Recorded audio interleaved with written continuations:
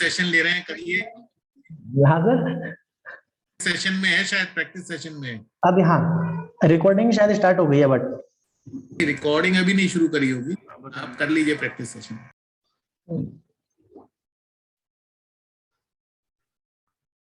Sir अभी recording नहीं है सर। ओके ओके, क्योंकि ये सिंबल आ रहा था रिकॉर्डिंग का, रिकॉर्डिंग स्टार्ट होने का। तो नहीं अभी नहीं है सर। जब तक सर चेयरमैन साहब से बात हो जाएगी।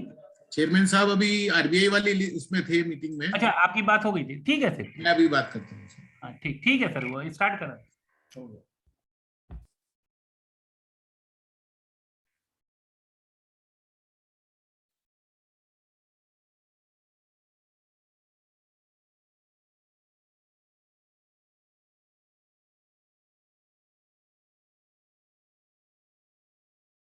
धीरज जी शुरू कर देते हैं। जी सर, जैसे आप आदेश करें।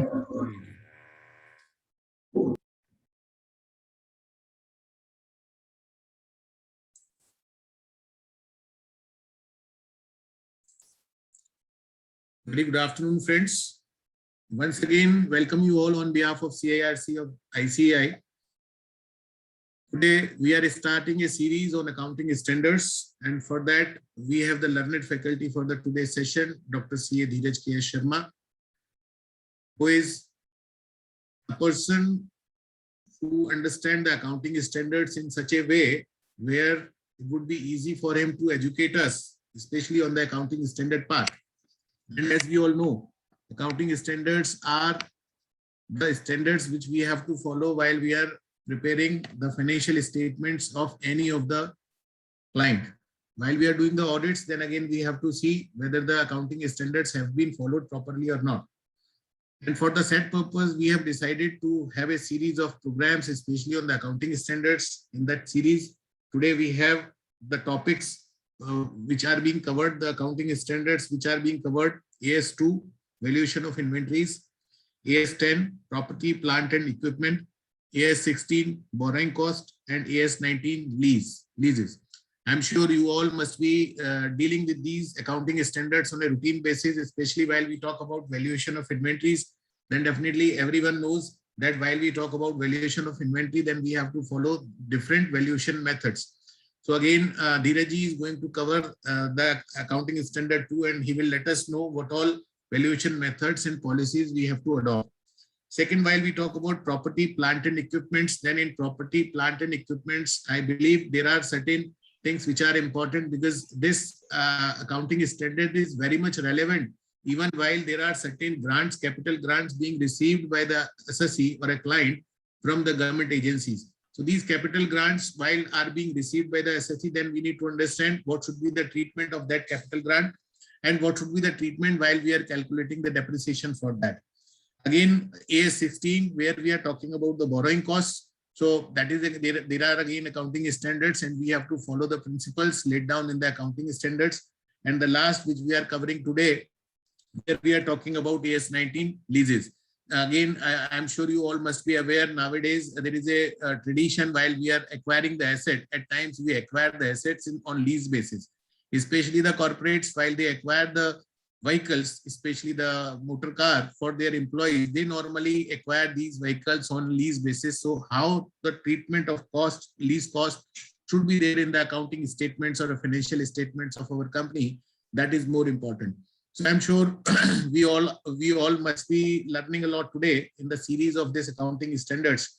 And today, as Dheeraj ji is going to cover these 4 accounting standards, that would be very much, all these 4 accounting standards are very much relevant in our day-to-day profession. So with these words, without taking much of the time, I request Dr. C.A. Dheeraj K.S. Sharma ji to start his deliberation. And what I request you all, what question answers you are having, you can put your question answers into the chat box, so that the question answers, you can put your question answers into the Q&A box. And instead of chat box, you can put into the Q&A box. And at the end of the session, we would be taking up all the questions. And I'm sure Dheeraj ji is going to answer all the questions of the members. So without taking much of the time, I request C.A. Dheeraj Sharma ji to start his deliberation. Over to C.A. Dheeraj Sharma ji. Thank you. Thanks a lot, Atul sir. And I must congratulate the entire team of CIRC that a specific series on accounting standard is being organized by CIRC. And when I was looking at the topics which are to be covered in this series in the 4 sessions, so almost all the accounting standards have been covered in. They have been listed to be discussed in this series. And the speakers like Manoj Fadnis sir, Kamal Garg, Soumya Ramji, and such kind of speakers are also enlisted. So I feel fortunate myself that I am able to take the first session of this series. And as we were discussing at the time of finalizing of the session when Atul sir called me, so being this is the first session, I would try to throw some light on the summary of all the accounting standards, especially for the small, medium practicing chartered accountants. Because what usually happens whenever we talk about any specific compliance of a particular accounting standard, most of the chartered accountant says that, sir, being a practicing chartered accountant in a small, medium city, and we have a micro or small, medium clients. So particularly, we don't need to bother about compliance of accounting standards. But this is not all about that. Many of the chartered accountants usually quote this thing that, sir, I do not have a stat audit. I'm just merely providing services in nature of internal or tax audit or accounting function and all this, and we do not have some big clients. So that's why should I bother about accounting standard? So I would try to sum up in the initial slides that how much accounting standards are important for us. So that's why after understanding all these things, the importance, the relevance, and the applicability of accounting standard, especially for micro, small, and medium enterprises, so that we can learn in this series of 4 days in a very happy and a very interesting manner. So let me start with my presentation. Also, I would like to convey my thanks to Atul sir that he allowed me to invite say Chandni Gupta ji with me, as I have my sessions regularly every day till 31st of December, and due to cold I have a little bit cold infection, so that's why I requested Chandni ji to be with me, and she is also a very good speaker and an author of several books on accounting standard, Ind AS and IFRS, and has a wide range of experience. So she would be accompanied with me, and both of us will try to cover all these 4 accounting standards along with the brief about the overview and the applicability and the relevance of AS. Moving forward, the agenda item of today's session, yes, of course, first part AS and overview we will cover, then accounting standards, their applicability for all the non-corporate entities, then AS 2, 16, 10 and 19 are going to be covered in the session, and it will be followed by Q&A. Though we will try that whenever we will receive any question in Q&A section, so during the session as well, I would try to cover those questions so that we can learn in the discussion mode. Because whenever you ask any question, I feel myself privileged that I am also learning something new. As very rightly quoted, "Ki apurva kopi koshvayam vidyate to bharati, vayato vriddhi mayati chay mayati sanchayat." This is the beauty of knowledge, that as much as we discuss, we share with others, it gets increased. This is the background of accounting standards for micro, small, and medium enterprises. In a very quickly manner, in a single slide, first of all, this is not a new concept for us. Basically, we think that accounting standards are applicable only on the company entities because they are governed by MCA. But this is the wrong perception in your mind. If you are a chartered accountant in practice and you are doing tax audit of a sole proprietorship firm or a HUF or any partnership firm, which is being non-company entity, still you have to take care of accounting standards. If you find that there are some deviations from the compliance of accounting standards at the time of preparation of the books of accounts by your client, so you have to highlight this, you have to provide the qualified report, and you have to mention it in your observation column. Otherwise, as per auditing standards, if you talk particularly about SA 200 and SA 220, both are talking about auditing as per international auditing standards and the quality control for auditing. So while reading SA 200 and 220, you will find out that whenever you feel that any non-compliance of accounting standard is existing in the books of accounts which are being audited by you, irrespective of the nature of audit, whether it's tax audit or state audit, if there is such misstatement or deviation, this is the material part, and you have to mention this thing in your report that there's a significant material misstatement while preparation of the books of accounts in compliance of applicable reporting framework. If you fail to do so, if you fail to highlight this thing, then you are surely purchasing the lucky draw ticket for disciplinary committee of ICAI. Nobody can save you. Then you can't give this logic that I was doing tax audit of a very small company, very small proprietorship firm in a very small city. It's irrelevant for anyone. The relevant is the compliance of AS is to be done. So in the year 2004, ICAI has prescribed the classifying criteria of the entities into level 1, 2, 3. Later on in the year 2020, as MSMED Act, the threshold limits under this act has been changed. So based on that, in the current year 2021, ICAI has announced the revised criteria for level 1, 2, 3, and 4 entities, micro, small, medium, and large entities, specifically for the purpose of applicability of accounting standards. And very much important thing which is to be highlighted here, that this is applicable in respect of accounting period starting on or after 1st April 2020. That means at the time of doing tax audit of any of your micro or small entity client for the year ended as on 31st March 2021, this revised classification criteria is applicable over there. So you have to relook about the classification criteria of your client as well. This will be the situation of all the work papers, all the documents. If we people are not able to comply with the compliance and the guidelines of accounting standards, the importance of compliance specifically. What is the role of an auditor in compliance of accounting standard? Because whenever we discuss that this is the duty of the management to prepare the books of accounts as per the applicable financial reporting framework. That's fine. We read it. And in fact, when we read Standard on Auditing 210, agreeing on the terms of, there is the precondition that this is the duty of the management to prepare the books of accounts as per financial reporting framework. And FRF means accounting standard or Ind AS, whatsoever the case may be. But being an auditor, you cannot bypass this responsibility that the books of accounts are prepared as per accounting standard, yes or no. You have to comment on it. You have to look on this matter. You cannot bypass this merely by mentioning that this is the responsibility of the management. If you find any deviation, if you find any non-compliance, you have to highlight it. Though this is the responsibility of management, but as per the Companies Act also, this is the legal requirement to prepare the books of accounts. In fact, as per the guidelines of ICAI, for the tax audit purpose, AS are mandatory. As per the recent guidelines by ICAI, revised classification criteria to be considered before deciding that which particular AS is applicable on my client. And this is auditor's responsibility to form an opinion on the financial statement and report that is there any non-compliance with respect to accounting standard.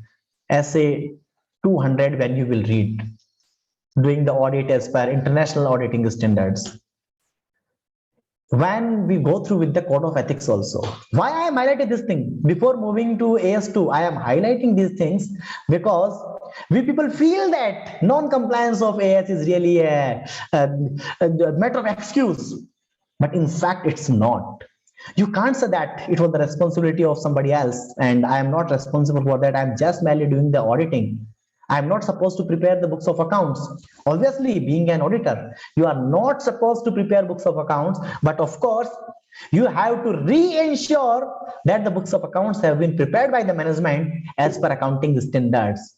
If you fail in doing all these things, as per the clause 5 of part 1 of second schedule, it will be considered as professional misconduct if You fail to disclose any material fact in financial statement. Now talking about material fact, asset 300, 315 and 320. When you will go through with those assets, you will find that non-compliance of accounting standard is a material fact. So that means if you fail to highlight this thing, disclose this thing, your action would be considered as professional misconduct. If you talk about clause number 6 and 7 of part 1 of second schedule, then fails to report a non-material misstatement, again the similar thing is over there, and perform professional duties without due diligence. Now you may say that the non-compliance of accounting standard or the incomplete disclosure, which is not completing the compliance of disclosure requirement under various accounting standards which are applicable to the entity. So in that case, how somebody can say that the chartered accountant who was the auditor, he has not performed his duties with due diligence, and how this action can be considered as grossly negligent working?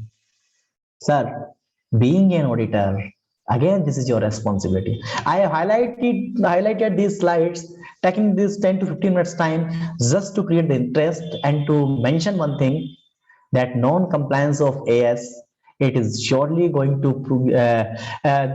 initiate a proceeding against you under disciplinary committee as well if you are an auditor and there is a non-compliance at your client, audit client. If we talk about tax audit, because I think if I'm not wrong, 15th January is the due date this year for the tax audit. And we people are doing tax audits. So what is the procedure of tax audit?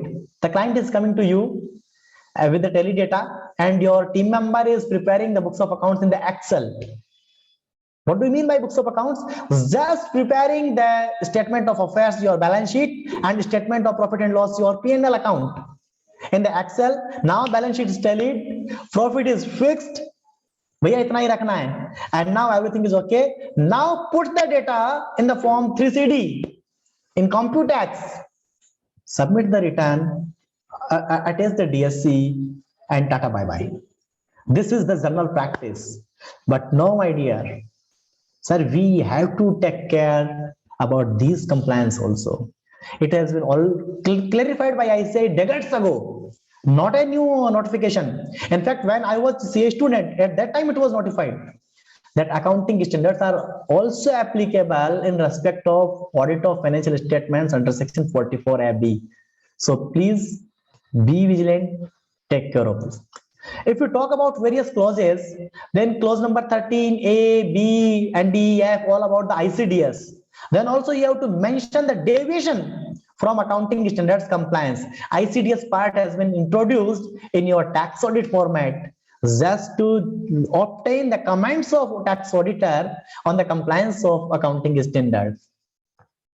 And clause 23, it talks about payment made to person specified under section 40A, subsection 2B. That means related parties, specified person.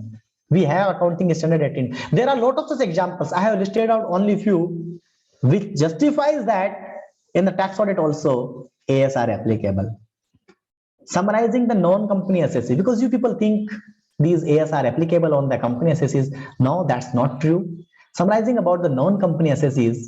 So if we talk about non-corporate assessees, the individual HUF, FAM, AOP, and local authorities, whenever we read the section of Income Tax Act, if I'm not wrong, section 2, subsection 31, that defines that who are the persons. Some definitions are provided in income tax act, though I am not in practice of income tax, so not sure very much about the section. But of course, 5 type of assessees have been prescribed there. In the similar line, ICAI has notified 5 types of non-company entities. Sole proprietorship, your client, this is non-corporate, non-company entity, but AS is applicable. HUF, partnership, association of person, societies, interest, or the local bodies can be considered in AOP as well for this particular purpose. Sir, AS are applicable. So don't give excuse. Mr. Dheeraj is my client and he is an individual. So that's why I don't need to look out about the compliance of accounting standards, whether the books have been prepared as per accounting standard or not. So don't give this excuse. I'm skipping these slides. Yeah, this one is the summary slide about the classification of level 1, 2, 3, and 4 entities. You would share this slide with the CIRC, so you can obtain from there. You can go through with this. The material is available on the ICAI website and Google as well.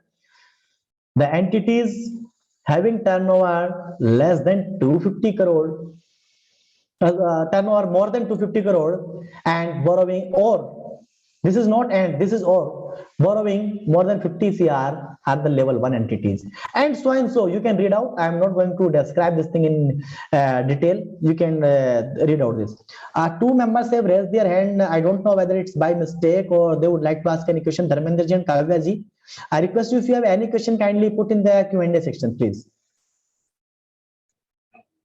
Two members have raised their hands. Okay, again coming on the slide, just applicability of accounting standards. So in a very cruxy manner, in a single minute, one accounting standard, if we talk in a very brief manner, the first accounting standard that deals about disclosure of accounting policies, our major accounting policies, and any kind of significant difference, it should be, or the change, it should be disclosed in the books of accounts by the way of note. All these things are described under AS1. This is applicable on level 3, 2, 3, and 4 entities. Why I didn't mention level 1 entities here? Because for level 1 entities, all the accounting standards are applicable. And how many accounting standards are there? When I'm talking that all the accounting standards are, anybody who want to answer in the chat box? We are talking that all the AS are applicable, then how many AS are there? Sir, as far as 29 AS were notified, but AS6, AS8, they have been merged with other AS.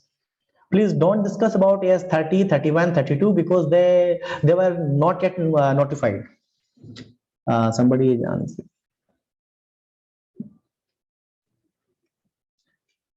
Anybody is answering in the chat box?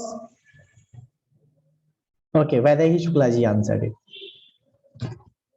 So now moving ahead for the AS2 that we will discuss in detail. For AS2, valuation of inventories.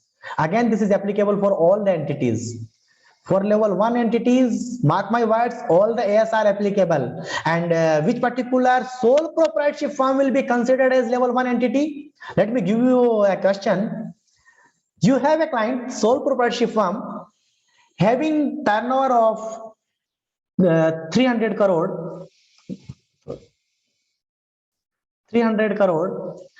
and borrowing of 10 CR. Whether AS will be applicable or not, and which particular AS will be applicable, and what will be the exemption? Anyone? Sir, be it your sole proprietorship client, it's your an individual client, but the important fact is this is falling in the category of large entities, that is level 1 entities, because the turnover is exceeded that limit of 250 CR. The case may be different as well. Turnover is 100 CR, but the borrowing is 60 CR. So in that case also, it will fall under the category of level 1. That means the large entities and all the AS are applicable over there. Then we are talking about other AS, AS3. It's not at all applicable on level 2, 3, or 4 entities. It's all about cash flow statement. Then next one is AS4, that is all about contingencies and event occurring after the balance sheet date, right? This is applicable on all the entities. Now next one, AS5. Again, this particular AS becomes important for us, irrespective of the level of the entity, because it talks about the net profit or loss for the period. So whenever we discuss about any prior period items, whenever we discuss about any changes in the accounting policies, whenever we discuss about changes in the accounting estimates, so this particular AS is applicable, and all the entities level 1, 2, 3, 4, for every entity it's applicable. Now AS6 has been merged, or we can say has been withdrawn. AS7, construction contracts. Yes, sir. AS7, construction contracts. If any kind of such kind of client is there, this is applicable. AS8, again, it was related to R&D and it was merged.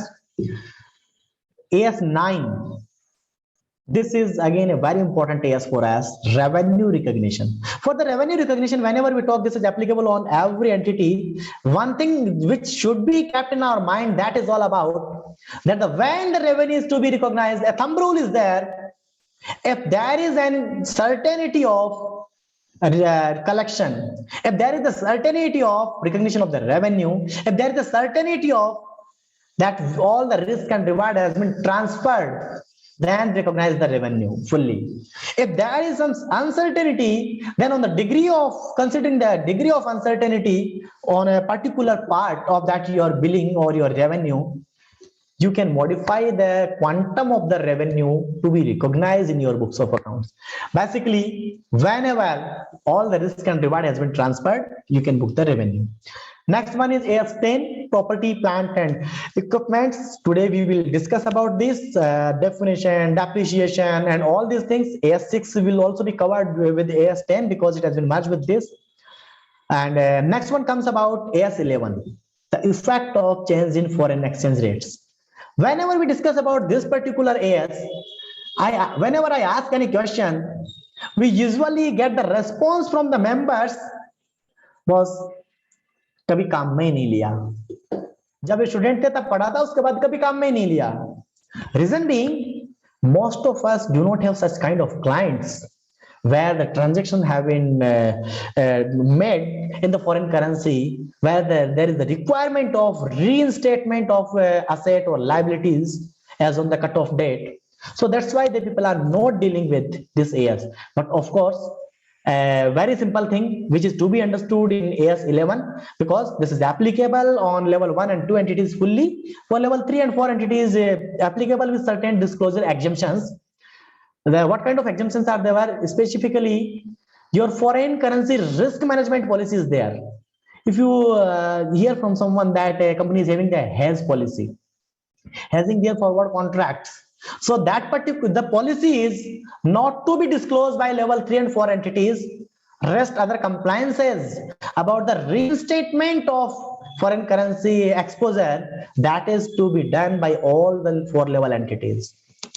AS12, talking about government grant. Yes, if you are getting any grant from government, this is applicable, equally applicable on all the 4 entities. It can be in the form of subsidy, it can be in the form of cash incentive, it can be in the form of duty drawback, any kind of government grant. This is falling in the category of this. This is applicable, the treatment of such grant as per AS12 is applicable on all the 4 level entities. AS13, that is all about investment activities, how to do the accounting of investments. So this is dealing with that.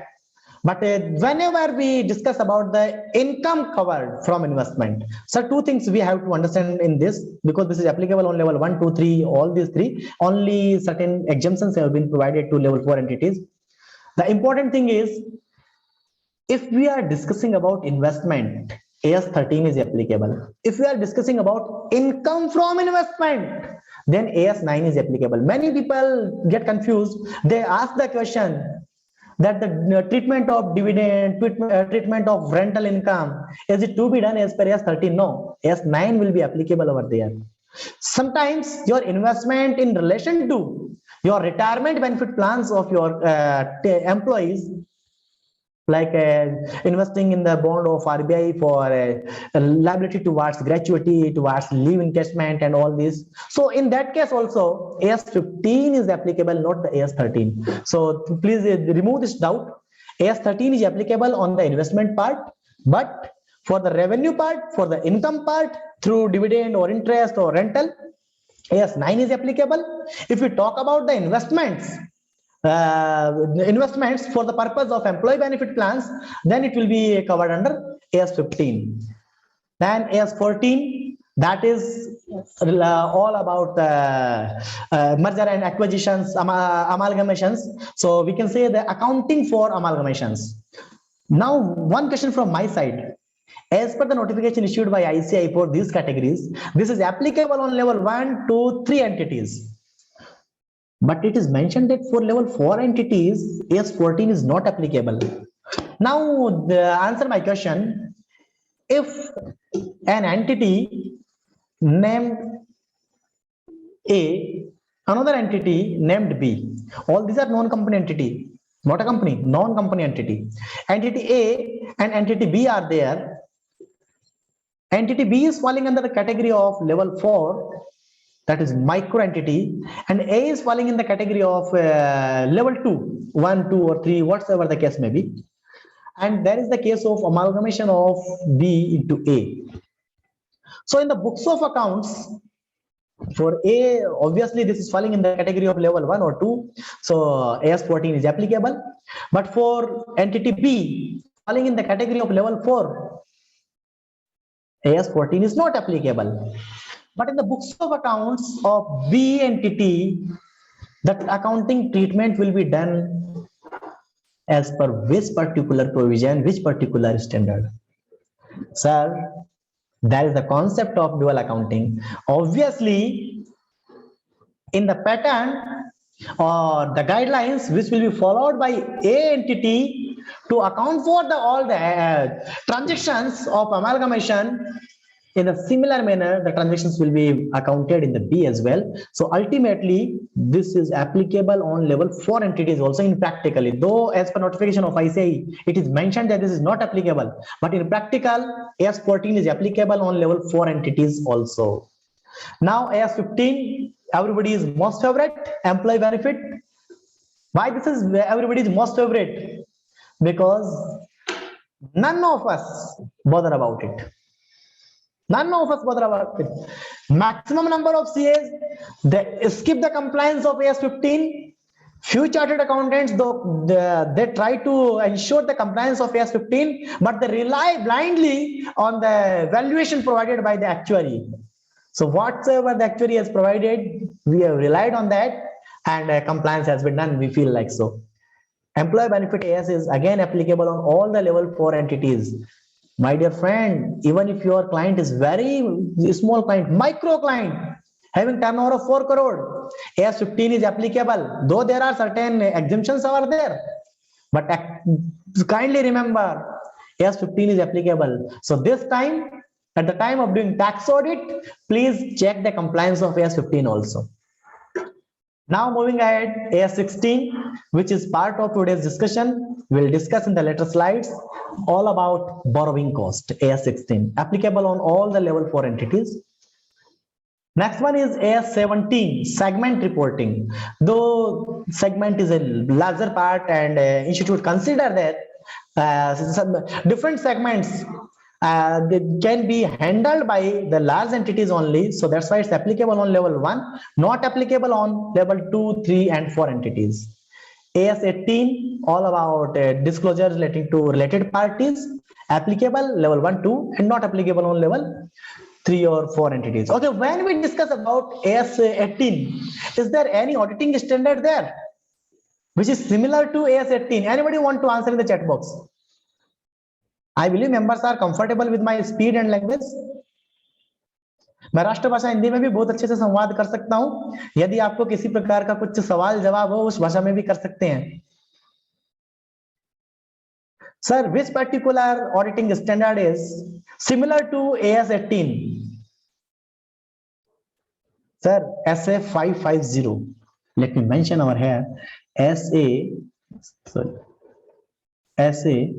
550. It's all about related parties. कभी कभी थोड़ा बहुत AS और SA को interplay करके पढ़ लिया करो, बड़ा इंटरेस्ट आएगा, मजा आएगा.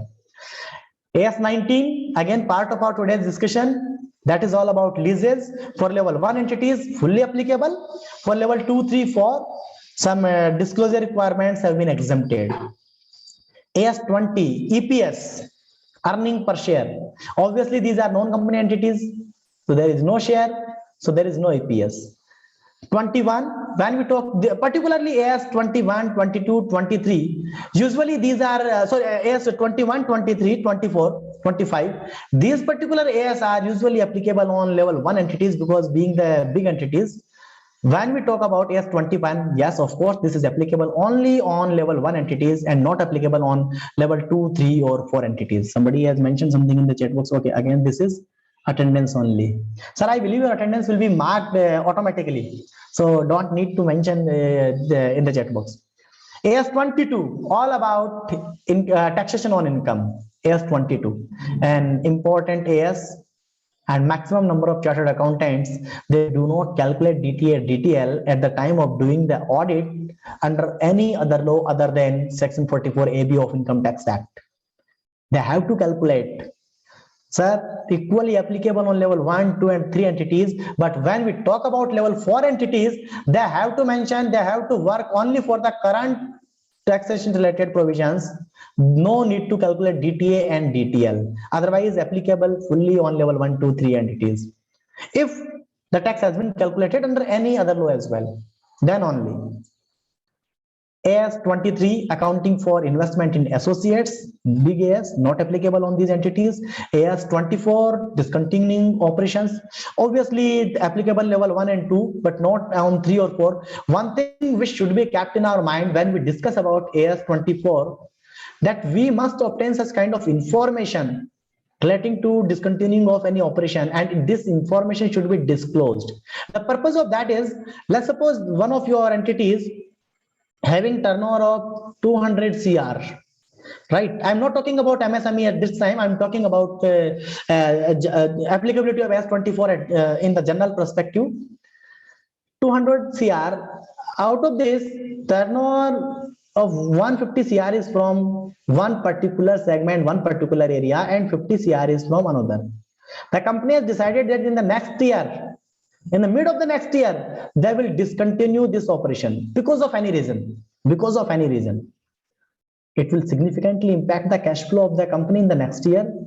So if such decision has been taken, if such projections are there to discontinue any operation, this information is to be disclosed in books of accounts. That's why the investor, other parties, they can define that, yes, of course, we are looking at the turnover of this entity is 200 CR in the current year, but in the next year, it is going to be decreased significantly because a major segment is going to be discontinued. That is the purpose of AS24. Now, AS25, interim financial reporting. Interim reporting, again, this is not applicable on level 2, 3, and 4. AS26, I believe most of you deal in this. Most of you are aware about this, intangible assets. You discuss about softwares, you discuss about the amortization costs, you discuss about the goodwills and all these things. Just keep one thing in your mind, that is, just keep only one thing in your mind, and that is that there should be the probability of future economic benefits. Future economic benefit inflows to the enterprises, and the cost can be measured reliably. Then only intangible asset will be accounted, otherwise not. If I say I have a goodwill, if I say Atul sir has grand goodwill, market में खड़े हो जाइए 10 करोड़ रुपया बोलो, लोग तुरंत दे देंगे. But he cannot do the accounting of such goodwill in the books of accounts. चलो सर की 10 करोड़, मेरी भी लाख 2 लाख की goodwill होगी. If I say I have a goodwill of 2 lakh rupees in the market, but I cannot do accounting of this. Reason being, the cost cannot be reliably measured in this case.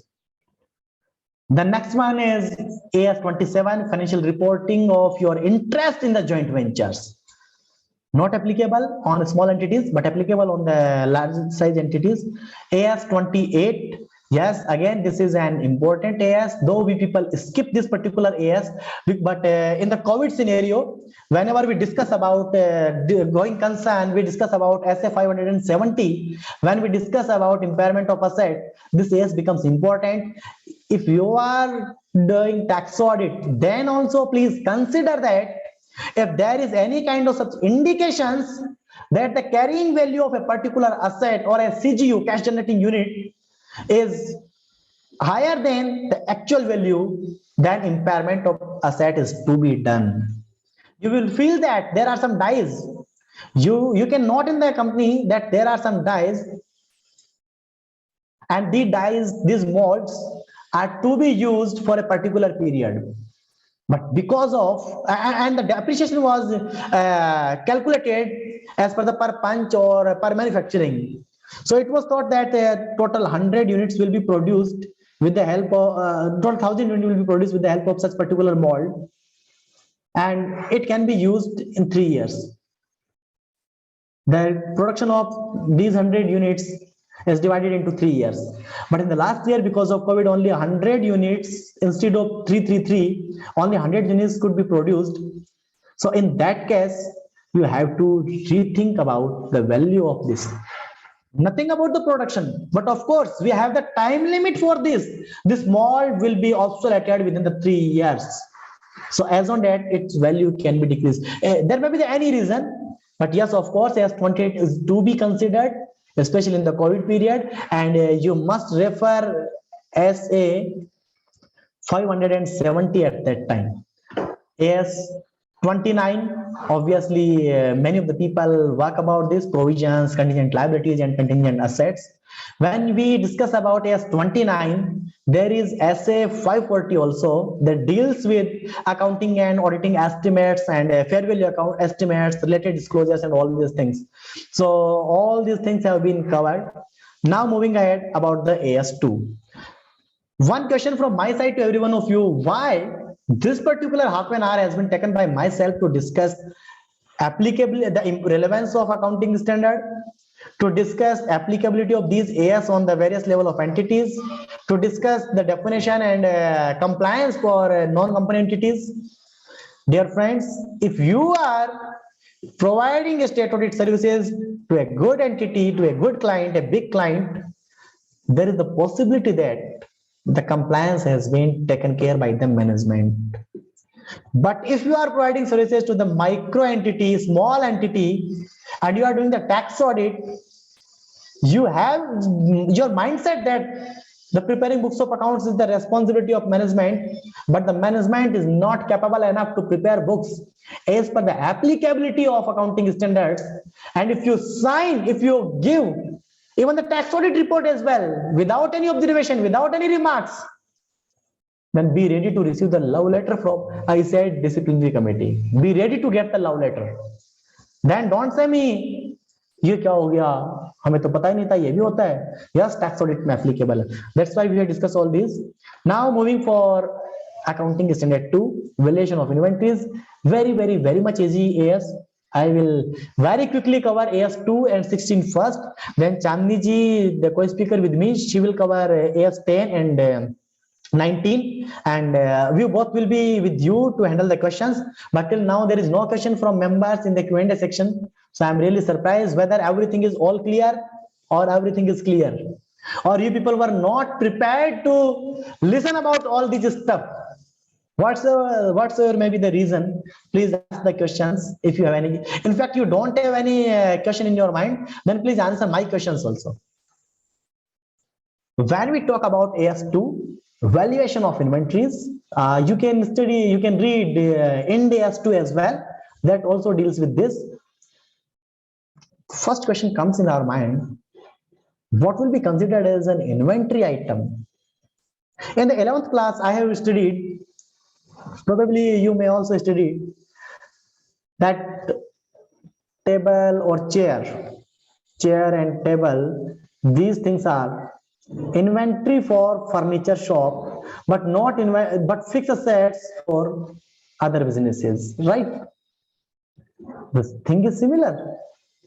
These table and chairs are inventory for furniture business, but these are fixed assets for other business. That means the assets which are held for sale in the ordinary course of business. The thing to be highlighted, that is ordinary course of business, because in fact I have some fixed assets, then also I made the sale. In most of the balance sheet in the every year, we find one line item that loss or profit on the sale of fixed assets, especially when you prepare the cash flow statement. So you do the adjustment of this while calculating the cash flow from operating activities, right? And you adjust this amount in the investing activities also. So profit and loss gain from sale of fixed assets, these kind of activities are also there. But yes, in ordinary course of business, if the particular asset is held to sale, like laptop for the electronic shop, but laptop for me is fixed asset, so these are considered as inventory. Sometimes somebody says, okay my dear Dheeraj, tell me one thing, I have, but this one is the stylus. I do not have this stylus to sale purpose, but also this is not part of my fixed asset. Is this inventory for me?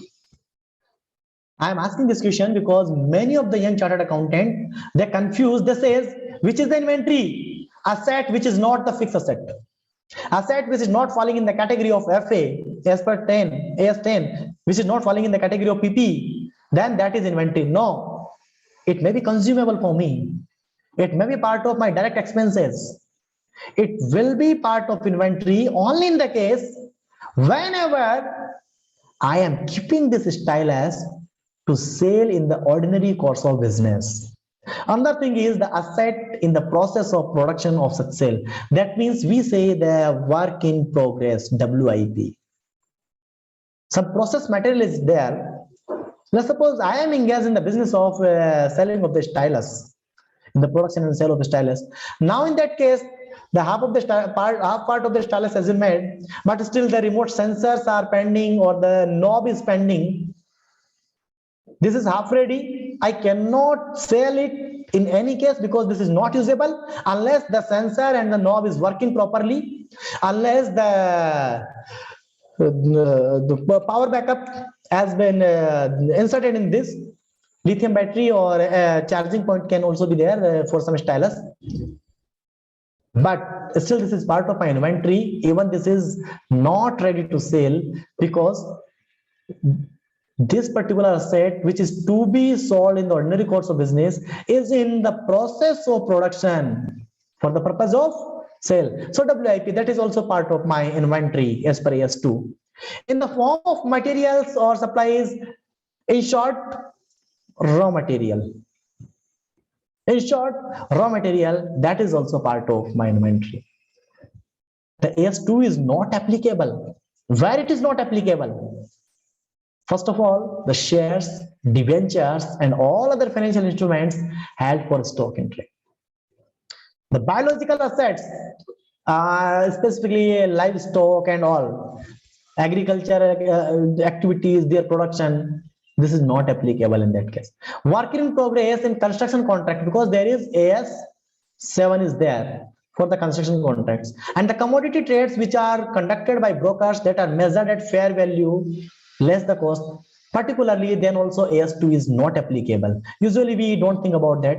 Talking about measurement, talking about the measurement part, how we measure the inventory. Sir, student ने तो पढ़ा था cost or NRV whichever is lower, cost or NRV whichever is lower, रटा रटा करके पढ़ा गया था. Am I right? So first thing, cost or NRV whichever is lower.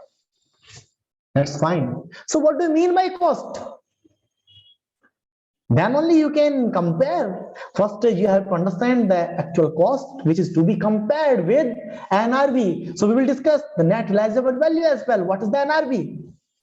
Sir, the cost includes cost of purchase, cost of conversion, and all other costs incurred in bringing the inventory to their present condition and location. So I would like to highlight two words over here before discussing further.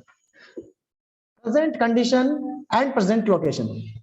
So let me ask you some questions about the inclusion of that particular cost in the cost of inventory, right? I have purchased some product. I have imported some product from Japan, right? From Japan.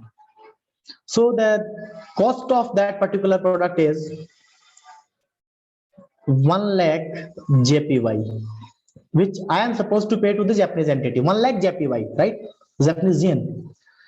Then the 20,000 INR is my cost of transportation on that shipment cost.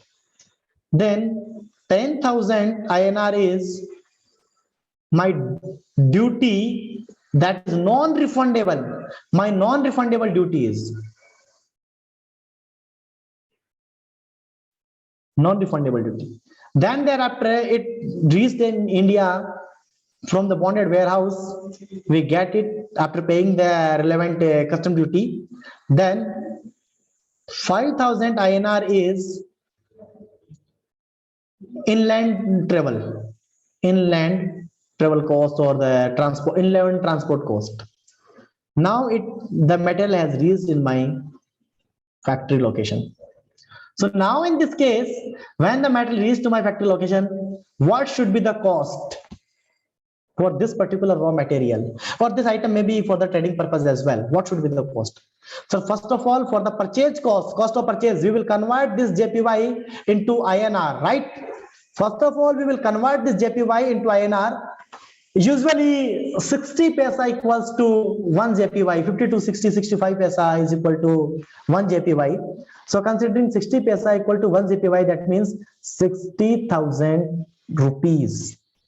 Then 20,000 was transportation cost.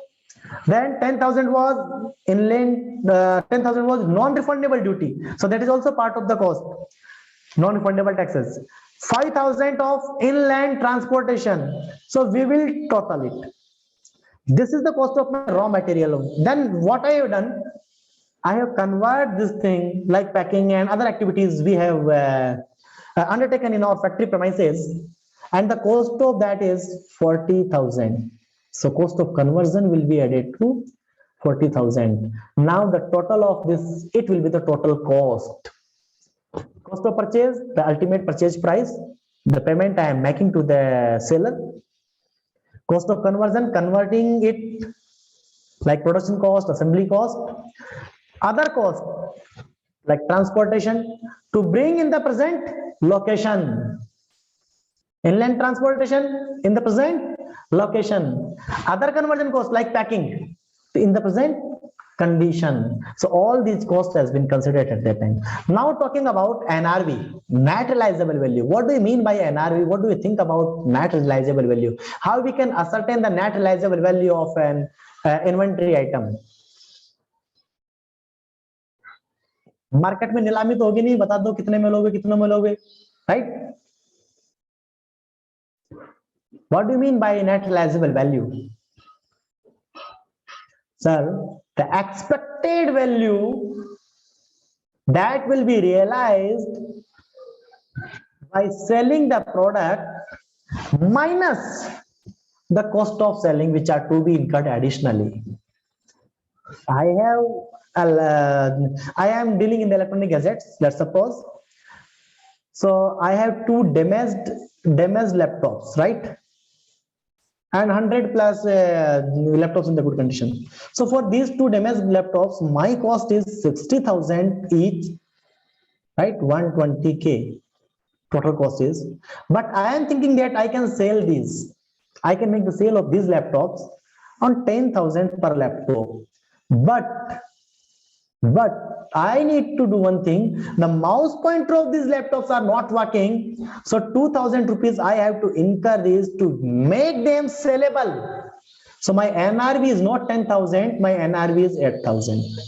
Another example, I am expecting that I can sell these on 10,000 rupees, but I am selling on particular website OLX or XYZ, and that will charge 10% of the selling value. That means 1,000 rupees. It will be considered as selling expense. So again, my NRV will be 9,000 for each into 2, and 18,000 is my NRV. 1,20,000 is my cost. Whichever is lower, I will value this, and 18,000. When we recognize as an expense to the inventory, when inventories are sold and revenue is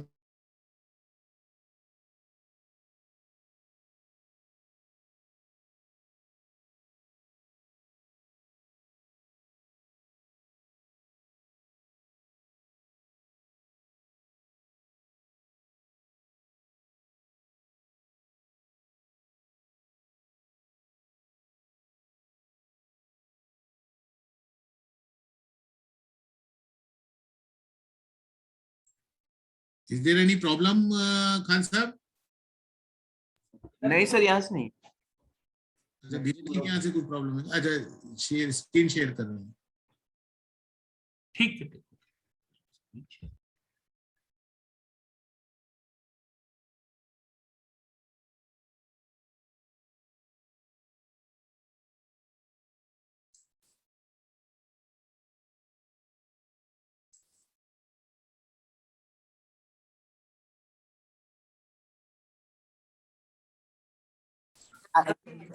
Sorry, connection was lost in my laptop. I have rejoined with my mobile and again trying to relog in with my laptop. Till the time we were discussing about the difference between cost and NRV. So the difference is recognized as an expense in our books of accounts, right?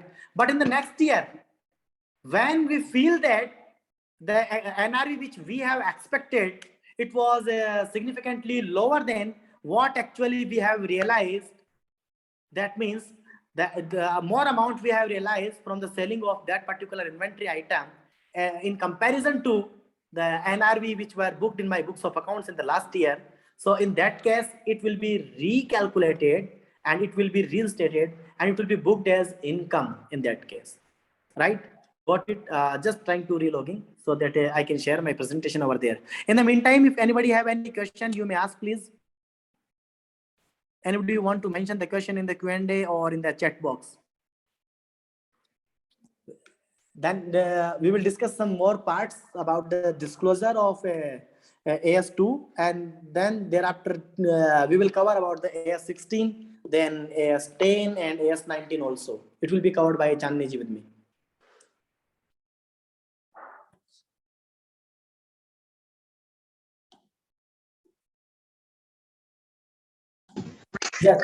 Yes, I'm back. Yes, please. So I'm resharing my presentation. Host, can you please allow me to share the presentation? Yes, sir, just. Please, sir, please.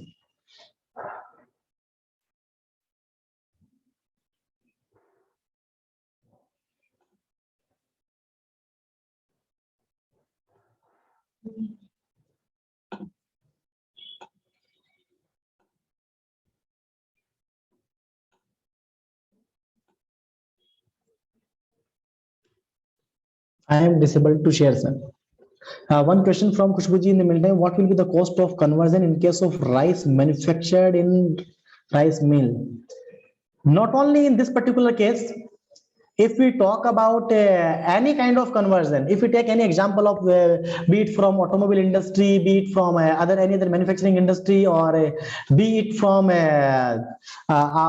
any sugar industry, keep few things in our mind. Whenever you are talking about cost of conversion, all the direct expenses, direct cost which has been incurred in relation to conversion of that particular product to the final situation, all the direct cost. Then also we do we allocate the overhead of indirect cost as well. But keep one thing in your mind, that any kind of admin overhead, any kind of selling distribution overhead which is not directly attributable to that particular product, that particular inventory, it should not be part of cost of conversion.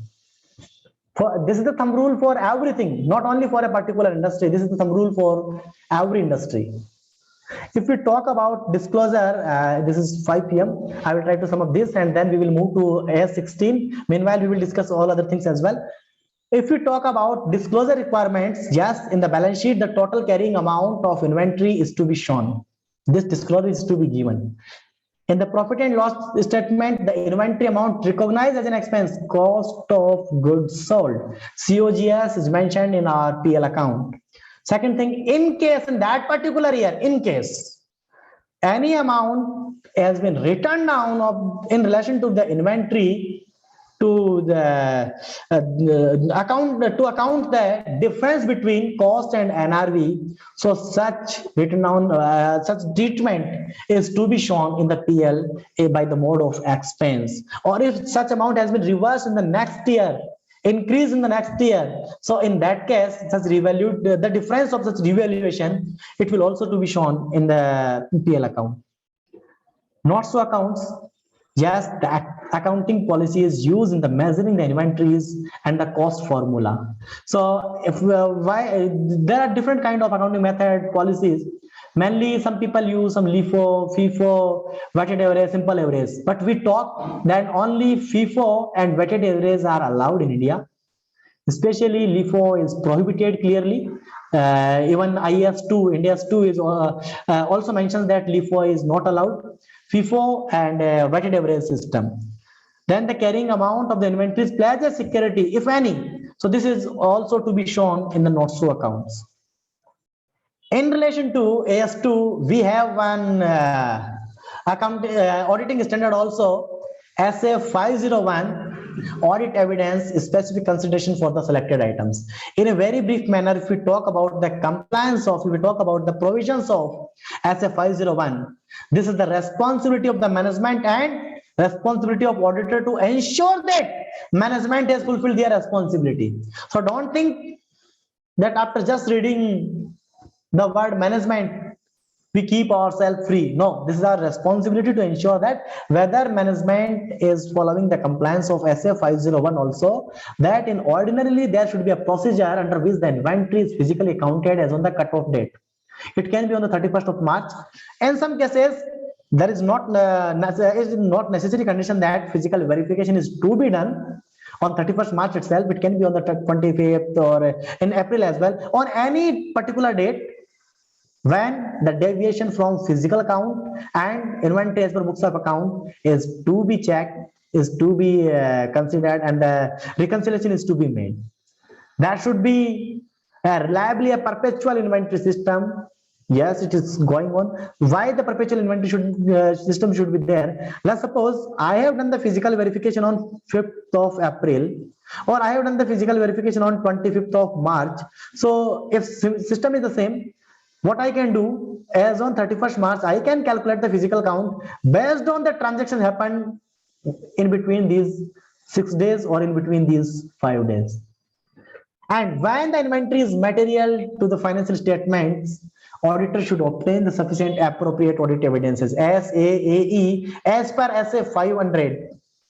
We are talking about SA 501, and as per SA 500, sufficient appropriate audit evidence has been defined in SA 500 regarding its existence and condition and all these things, even physical count. At the time of physical count, it is also to be ensured that the condition of the inventory, whether this is slow moving, whether this is damaged, whether this is non-moving inventory, the same thing are to be considered at that time. So all about SA 501. Moving for AS16 for the borrowing cost. Particularly as far as my own experience concerned, in my journey of 3 years with one of the big four and 8 years in my own practice, and then thereafter after my retirement, there was this one situation when I have encountered the compliance of AS16. In practical, you may face many of such cases, but in my experience, I have faced this situation only once. Borrowing cost. People think that this AS is a little bit tough. People think that it is not easy to understand. But as far as my observation about this particular AS is concerned, this is very, very, very much easy AS. There is no complexity in this and nothing to remember about this, only few key points. First of all, this is dealing about borrowing cost. So we must know about borrowing cost. What will be considered as borrowing cost? It can be interest and direct cost. So it should be capitalized, which is directly attributable. It should be capitalized with the asset.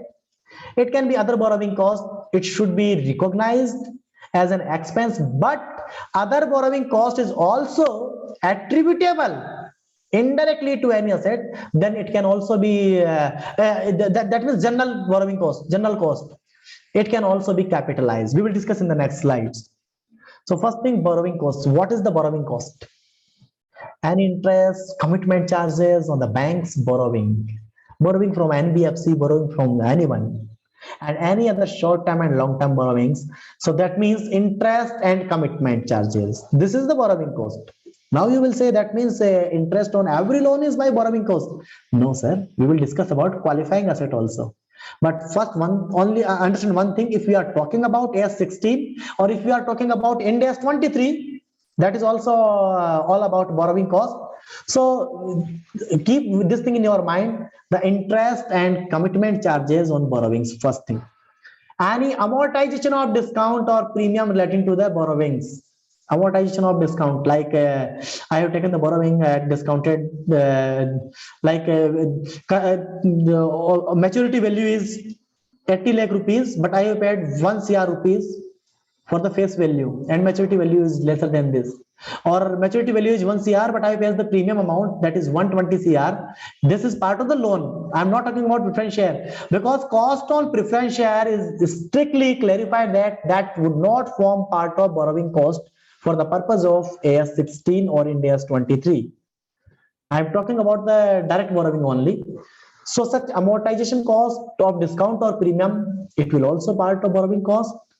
Amortization of any ancillary cost, like sanction charges, which is significant. It should be significant to arrange the borrowings, commission charges and all. That will also form part of borrowing cost. Finance charges in respect of asset acquired under finance lease. Obviously, this will be borrowing cost.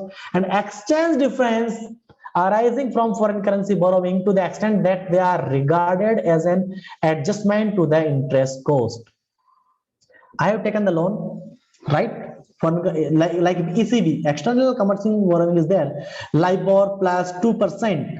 Let's suppose LIBOR is 1.5, so my cost of interest will be 3.5% per annum, ECB. If this is in the foreign currency, so as per AS 11, first of all, we will reinstate it as per AS 11. Then thereafter, the effect of that will be given as per AS 16 also. All these things will form part of borrowing cost, but borrowing cost will be attributable to which particular asset. That should be a qualifying asset. So which particular asset will be considered as a qualifying asset? Sir, first of all, it should take substantial period of time to get the asset ready for its intended use. If I have purchased my laptop on loan, then interest paid on that loan, is it my borrowing cost? AS 16 is applicable or not? Yes or no? I have purchased my car on loan. I am paying EMI every month and paying interest in that. This particular interest cost is my borrowing cost or not? Yes or no?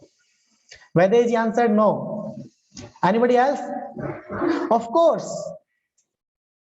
This is not part of AS 16. Such cost is not borrowing cost because asset is not the qualifying asset. So which particular asset will be qualifying asset? I am developing a storage unit, constructing a storage unit. So in the construction of this storage unit, or I'm installing a particular machinery, particular boiler in my factory, which is taking significant period. So what do we mean by significant period? Particularly, we consider more than 12 months. We usually consider significant period means 12 months. So if since the date of inception of first cost in relation to that particular asset, the date of final put to use or ready to put to use, not put to use, ready to put to use, it has the difference of more than 12 months in their construction and all these things, then it will be considered as the significant period and this asset will be considered as qualifying asset. But one more thing, sir. I have purchased my car, right? I have purchased my car on loan, but on the day one, I tried to change my wheels of my car. That it was normal wheels, radial wheels, but I requested to change to alloy wheels. I am not using my car for a year, for almost a year. In the next year, wheels were changed, and I started to use my car. So this is hypothetical example. Let us give another example. In my factory premises, I have started to construct a storage device, a storage unit. It was supposed that it will be completed within 3 months. Some work has been done. After 1 month, because of labor strike or any other issue, the work has been stopped. For few years, after 3, we usually see there are some construction projects, some infra projects, which are kept on hold because of any reason. So in the next year, after 1 year, the residual construction, the remaining construction has been completed. Is this qualifying asset or not? Is this qualifying asset or not? Anyone, whether easy or anyone, is this qualifying asset or not? Usually it takes 3 months, but in this case, because of any abnormal situation, it took 3 years. Anybody else? One answer is yes, another answer is no. Anybody else? We have with us very expert Chandni Gupta ji also. Chandni ji, what is your take on this? Avinash ji answered yes. Because we usually see such construction contracts over there. Vedaji mentioned unusual period should be excluded. Okay, anybody else?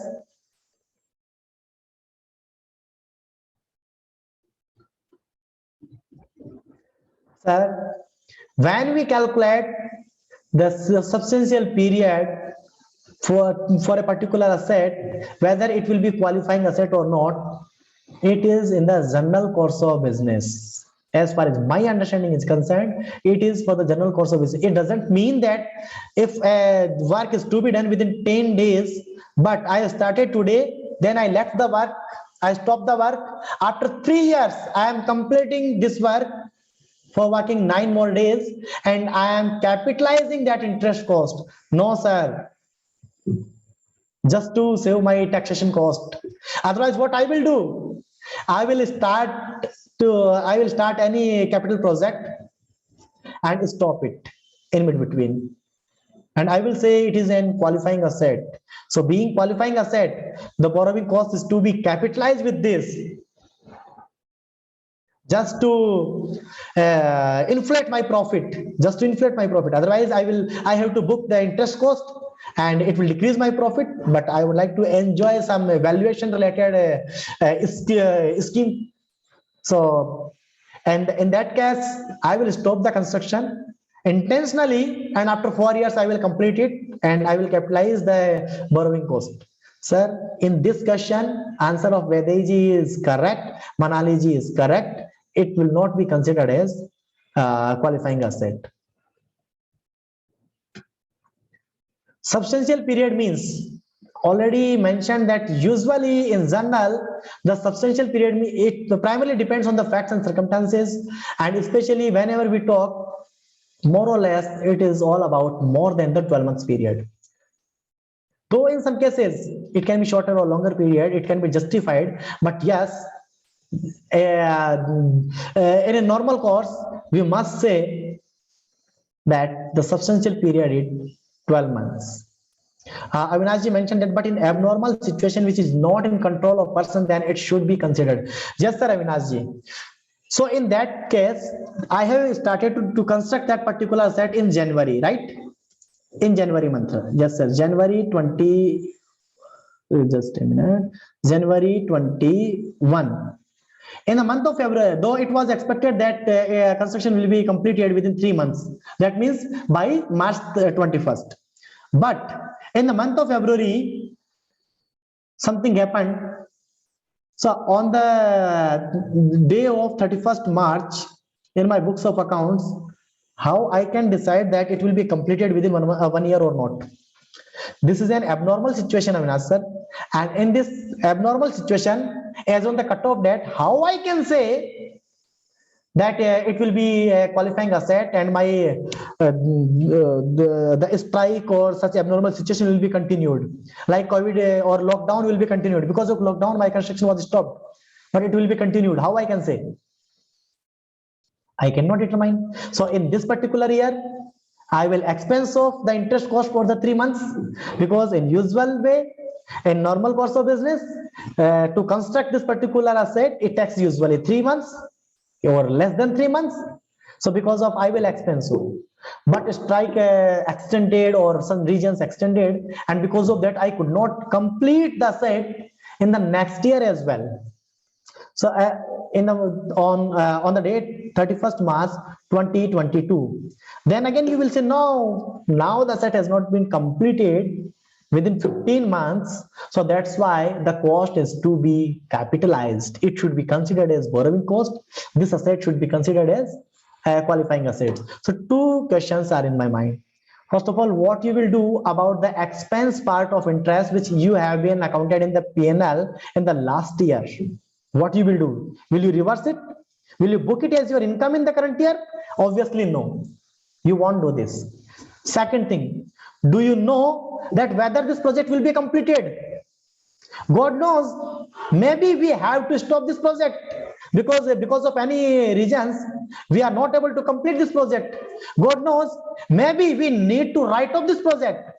If because of any such abnormal situation, if your small project is still not being able to be completed within the stipulated time period or for a year or more than a year, then you should not think about borrowing costs. You should think about writing off the project cost made so far. So sir, in that case, we cannot determine, we cannot mention that it will be qualifying asset or it will be the borrowing cost is to be capitalized. That's why we do not consider this abnormal period for this particular purpose. Another thing all about substantial period is in estimating the period, time which an asset takes. Estimating the period, we are just estimating, nothing actual. In estimating the time period, the time which an asset takes technologically and commercially to get it ready for its intended use or sale is considered. The technically and commercially, from both the perspectives, it should be ready to use or to sell. The complete time period will be considered for not only the completing the structure part only, until it is technically or commercially fit for intended use or sale. The entire time period will be considered as substantial period, and it will be considered based on that we will decide that whether the asset is a qualifying asset or not, whether the borrowing cost is to be capitalized or not. When we will recognize the borrowing cost, if and how we will recognize, if the cost is directly attributable, then it will be recognize the borrowing cost in relation to qualifying asset. But it is the other borrowing cost, specifically other than acquisition, construction and all these things, other borrowing cost like file sanction charges, or we can say the commission charges and all these things, that will be considered as an expense if they are not directly attributable. If these are directly attributable, other some expenses, then it will be considered as borrowing cost, it will be capitalized. If we talk about borrowing costs which are capitalized as a part of cost of qualifying asset, when it is probable that they will result in future economic benefit of the enterprise, and the cost can be measured reliably. The important thing is the same which we have discussed, particularly for the intangible assets. The cost can be measured reliably, then only it will be recognized. Commencement and capitalization, already we have discussed that from the day when ultimate activities has been started until when it gets completed for the intended use. What are the disclosure requirements under AS 16? Various disclosure requirements under AS 16. The financial statement should disclose what?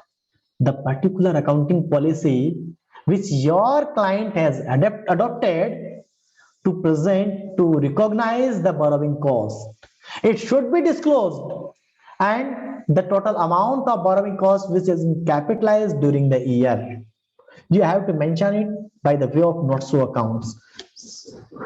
Moving ahead, we will cover AS 10 and AS 19 also. We have with us Chandni Gupta ji, BCom honors, SCA, author of various books, and seasoned speaker, and very charming and active speaker she is.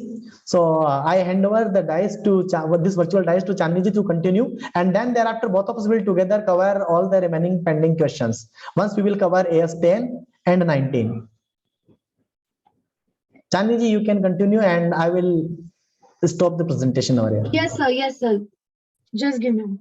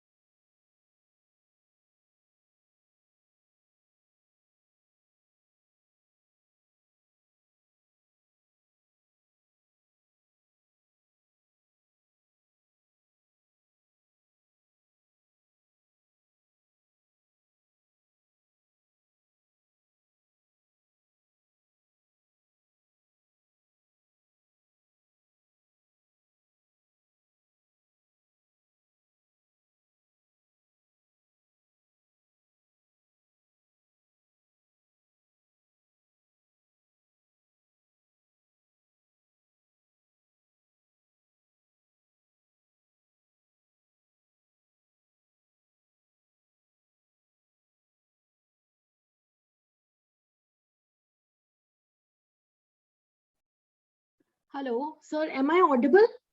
Yes, yes. There is some problem with my mic, I think, but I hope I am audible now.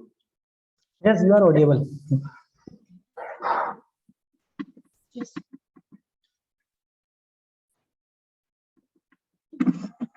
Yes, sir. Thank you so much, sir. Let me just quickly share my screen. So, first of all, thanks to CIRC, Team CIRC for inviting me, and thanks to Dheeraj sir for taking us through the entire overview of accounting standards and applicability of accounting standards on non-corporate entities, and very briefly explaining that why complying with accounting standard is so important and what are the regulations behind that, right? So thanks to Dheeraj sir for giving the overall perspective. I think it added to the knowledge of a lot of people, because sometimes what happens is we are just blindly following accounting standards, but we do not understand the relevance of it and the regulatory requirement of it. Right, so thanks a lot. Friends, I will be taking you through AS 10 and AS 19 in this going forward session. So let me just quickly share my screen. Please confirm if my screen is visible. Yes. Yeah. Okay, great. Thank you so much. Yes. So, friends, sir has explained AS2 and AS16 very in depth, right? And now I am going to take you through AS10. So, first of all, let me clarify that, as sir said, that there are these accounting standards are applicable to certain companies, and also as we speak, there are 3 gaps in India, right? So there are 3 I gaps, as I can say. Right. First is AS for corporate entities, AS for non-corporate entities that sir has already explained, and Ind AS. Right. So these Ind AS are what international level of standards. Right, and these Ind AS are not applicable to all the companies. Ind AS are applicable to a set of companies. So as we speak, all the listed companies are applying Ind AS mandatorily, and all the unlisted companies having net worth of 250 crores or more are applying Ind AS, and also NBFCs having net worth of 250 crores or more are applying Ind AS mandatorily, right? And all their parent subsidiaries, JVs, associates, and all these companies are also applying Ind AS mandatorily. Now, what about companies which are not applying Ind AS? Those companies are applying AS. And what about other entities which are not companies? Those are applying AS for non-corporate entities, right? So as we speak, as sir has also explained, that there are accounting standards, and against that we have Ind AS also. So this AS 10, let me tell you, if you cover AS 10, if you understand AS 10, you also cover Ind AS. Against AS 10, we have Ind AS 16. Right, so Ind AS 16 on property, plant and equipment, and AS 10 in IGAP is absolutely same. There are hardly any differences. So if you understand AS 10, you have also covered Ind AS 16. So as I have explained, in IGAP we have AS 10, right, and Schedule 2. So what is this Schedule 2 of the Companies Act 2013? It prescribes the useful lives for assets. Right, now in Ind AS we have Ind AS 16, as I said, and both these standards are absolutely same. IFRS. Now, so what is this IFRS now? Can anyone explain me what is this IFRS and how is this related to Ind AS? Can you please write in the chat box and tell me what is the relation between Ind AS and IFRS? Does anybody know what Ind AS and IFRS, how Ind AS and IFRS are related? Why am I showing IFRS here? Does anybody know?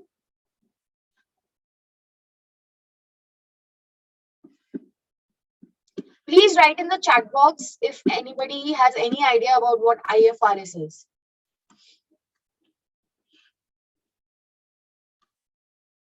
right? IFRS are globally accepted standards, international standards, and Ind AS are converged with IFRS. Absolutely correct. So Ind AS are what? These are international level of standards. How international? So these are converged with IFRS, which are International Financial Reporting Standards issued by IASB, which is a board situated in UK, right? So Ind AS are converged with IFRS. So essentially these are same as IFRS. Ind AS are same as IFRS, but there are some minute differences. There are some carve-outs, there are some carve-ins, and there are some curtailment of options, right? But predominantly these are same. So in IFRS regime, there is IAS 16, which is against against Ind AS 16. So this is the applicable guidance on property, plant, and equipment. Right now, what happened was earlier, बचपन से हम सबने सुना है that there has been AS 10 accounting for fixed assets, जिसका नाम था accounting for fixed assets, और एक standard था AS 6, right, जिसमें depreciation accounting बताई जाती थी. So AS 10 और AS 6 पहले हुआ करते थे, but अब सिर्फ और सिर्फ AS 10 है. क्यों? Because AS6 was deleted on 30th March 2016. There was a notification by MCA that AS6 has been deleted and AS10 has been amended. Right? Accounting for fixed asset has now become property, plant, and equipment, which is same as in AS16. Right? So, any doubt so far on the applicability? Maybe we can take up. So, we will try to make this session very interactive, right? If you have any doubt.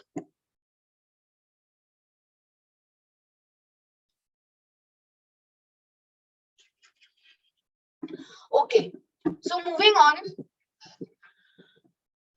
to the objective of this standard. So this standard predominantly prescribes the accounting treatment for PPE, recognition of assets, determination of the carrying amount. Why? Because asset hai to uski carrying amount bhi kuch hogi.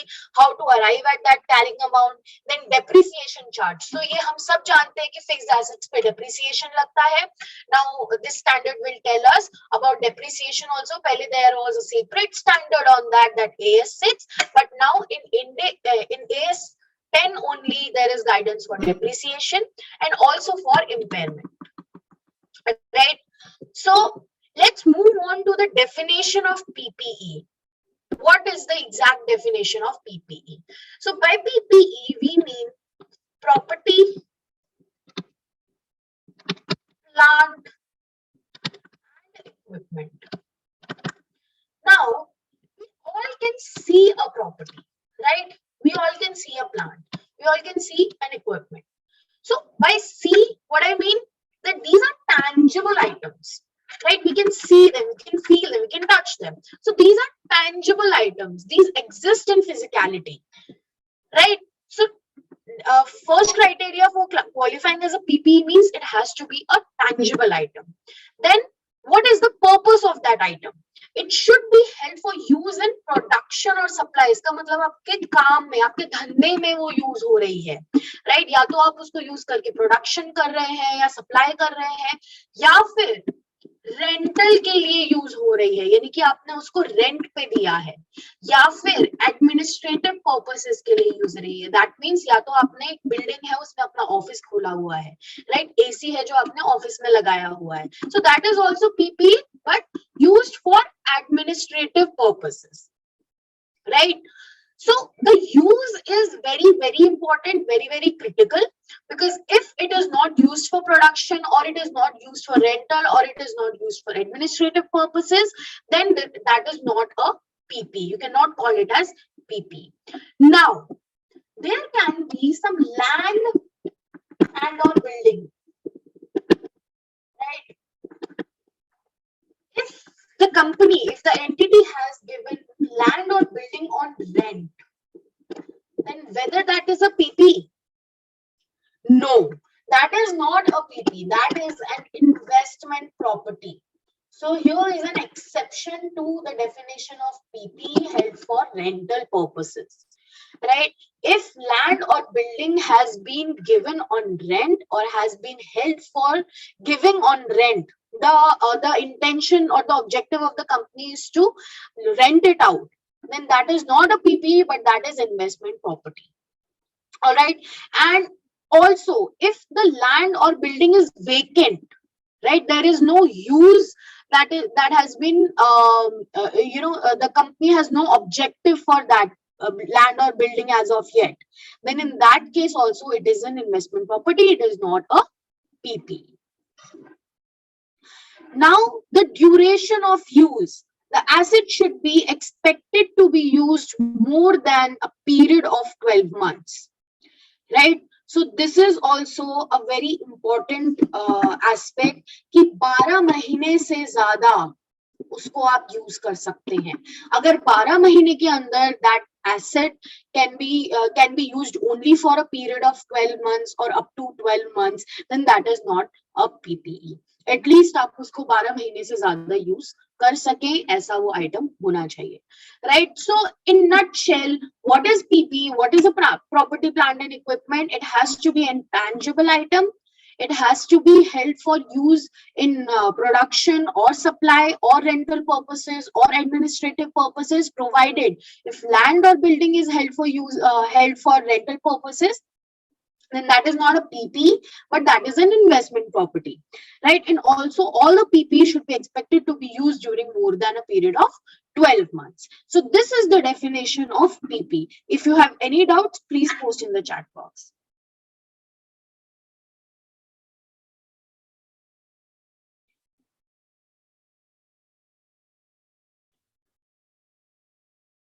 Please write in the chat box if you have any doubt, or can we move on?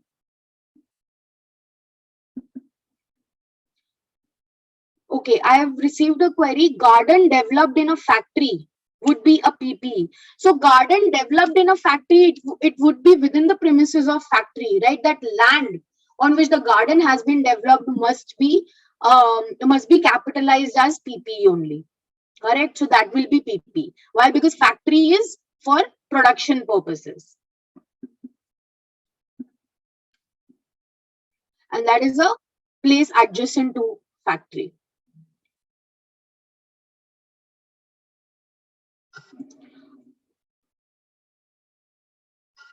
First time plantation also be a capex. So that will depend, like plantation, what kind of plantation is that, right? Because if there is like there is a standard, okay, that is in India, that is not in AS. Yes, it will be mostly capex.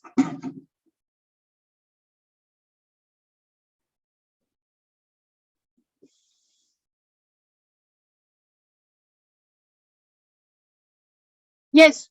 So it will depend, like what kind of plantation is that, right? If that is a routine plantation, then obviously it will be recognized as other expenses.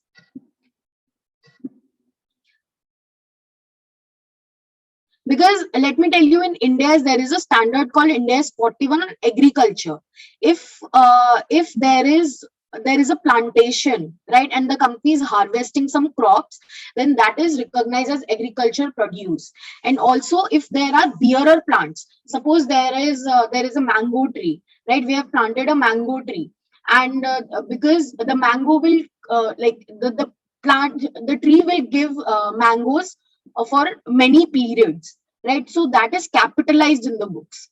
But in AS, since there is no such standard, so we can probably recognize that expense as OPEX, or that will depend what kind of plantation is that. Okay, so moving on to the recognition criteria. So why this recognition criteria is relevant here? Because if the company or if any entity has incurred any expense, then what is the criteria to recognize that expense in books, right? Suppose a company has spent 1 lakh rupees. Now, what will you say? Whether to charge it in P&L or whether to put it on balance sheet, right? What is the criteria? Who will decide that, right? So first of all, the recognition criteria is such that it should be probable that future economic benefits will flow to the entity. That means the future economic benefits may be some cost saving, or it may be some cash flows, right? Some kind of economic benefit will be will come to the entity, and that is first criteria to be recognized as an asset.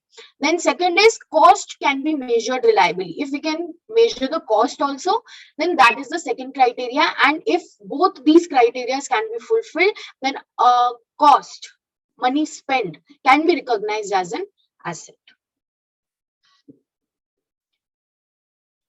Now, spare parts and standby equipment and servicing equipment. So if the company has some spare parts, right, or any standby equipment, then whether it will be inventory or it will be a PP, that will depend upon the nature of the item or nature of the equipment, right? Again, we will go back to the recognition criteria and the definition of PPE.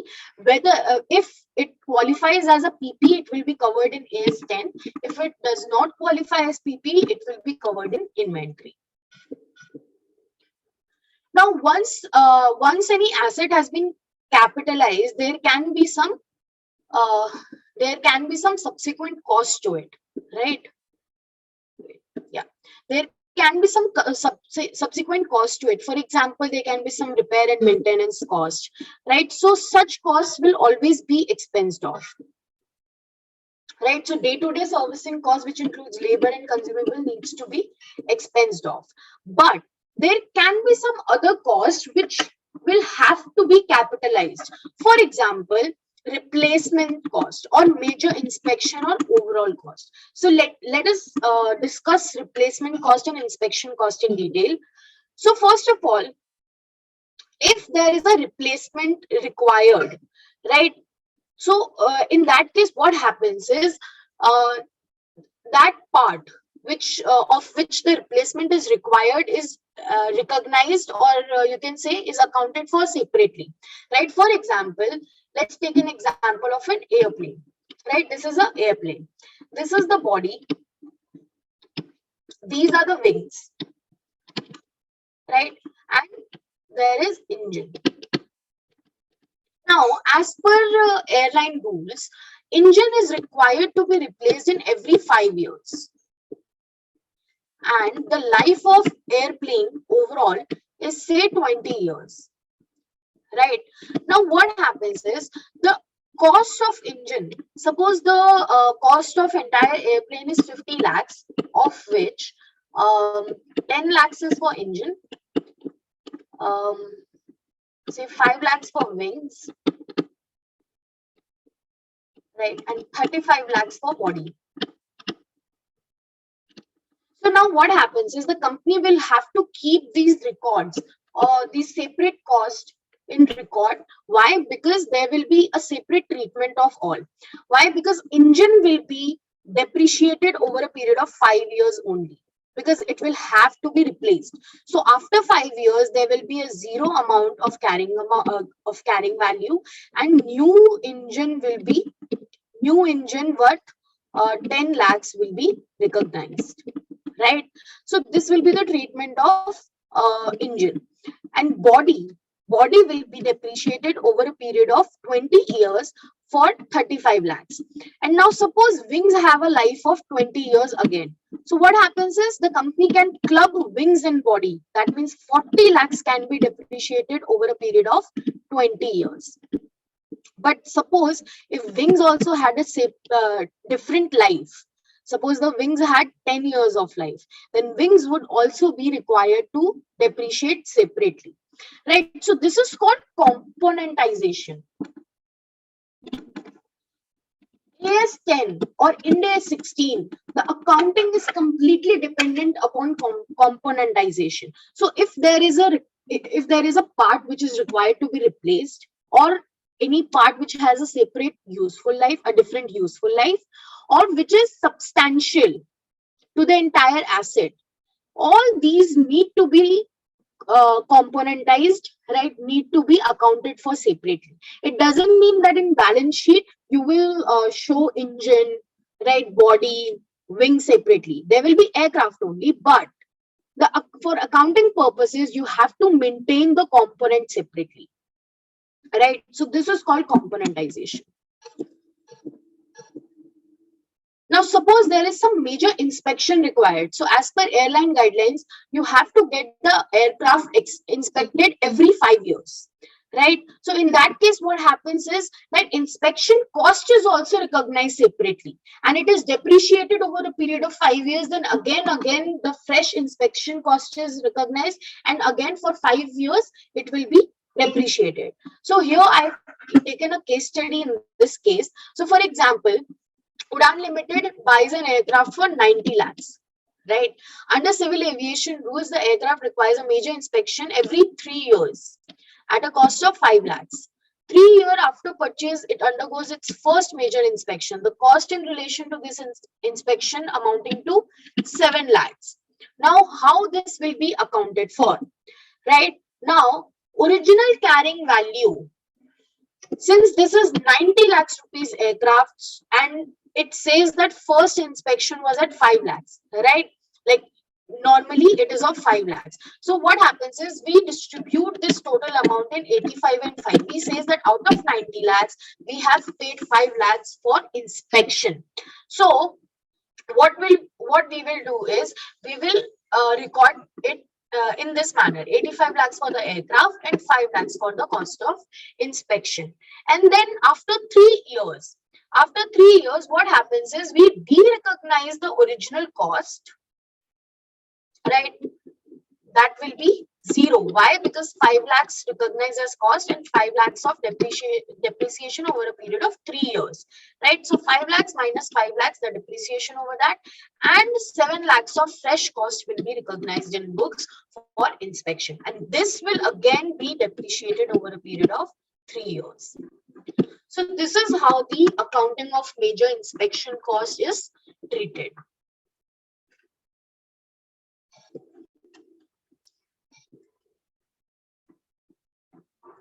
Now let's talk about the actual recognition and actual cost, right? So initially, the cost is recognized at the PP is measured initially at cost. Now, what is cost? What are the components of cost? So it will be that you have purchased the asset at certain price, right? So that purchase price will be included in cost, right? Then also the non-refundable taxes. So suppose you have paid GST on the purchase of any asset, right? But as per the law, you cannot get the GST input of that. You will not get any credit for that GST paid. Then what happens is you will include that GST amount in the price and capitalize that asset. But if you will be able to get the credit of that GST, then you will not include that GST amount in the purchase price, and the purchase price will be excluding GST that you will capitalize in books as asset, right? So non-refundable taxes will be included and trade discounts and rebates will be excluded. Then directly attributable cost. What is directly attributable cost? It means that if the asset would not have been purchased, the cost would not have been incurred. So this is directly attributable cost includes such as the employee cost, which are directly involved in the construction or the acquisition of asset, or say site preparation cost, initial delivery or handling cost, installation cost, right? Professional fees for the paperwork of acquisition or construction, then cost of testing. So all these costs are an example of directly attributable cost, which will be included in the initial cost of asset.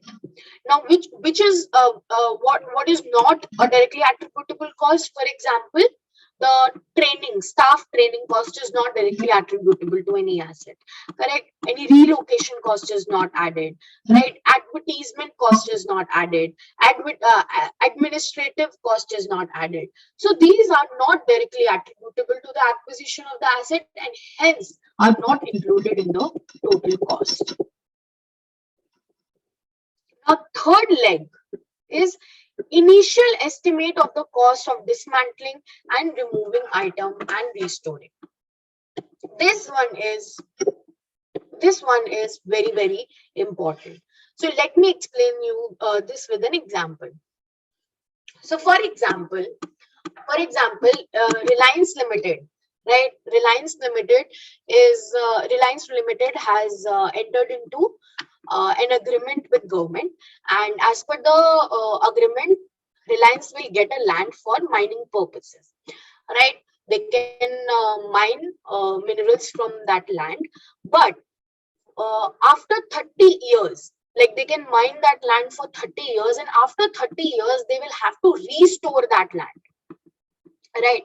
Because the government has such rule that they will have to restore that land. Now what happens? Reliance will do an evaluation and analysis, and they'll say that okay, after 30 years we'll have to store that land, and the cost will be approximately 3 crores, right? So after 30 years, Reliance has an unavoidable obligation to pay 3 crores. So why cannot they provide it today? We're not saying that you have to provide 3 crores today. We're saying that you provide present value of 3 crores today, and then accrue interest over that over a period of 30 years, so that after 30 years you have a provision of 3 crores in your books, and then you can pay you can make the payment, and there will not be any one-time hit in your books, right? So this is the entire idea behind this third leg, right? So it says that if the company has any dismantling, say there is a building that company needs to dismantle before giving up the land, so that dismantling cost, any removing cost, the asset needs to be removed from somewhere, right? Or the restoring cost. So all these costs, all the initial estimates of these costs needs to be provided. Company will do a discounting, right? The present value of these costs will be provided. There will be a provision in the books, and over the period of life of that asset, interest will be accrued on that provision, and at the end of the life, the provision will stand at the exact amount, so that the company can make out the payment, and there will not be any one-time hit in the books, right? So I hope this is clear. If you have any doubts, that we can take up.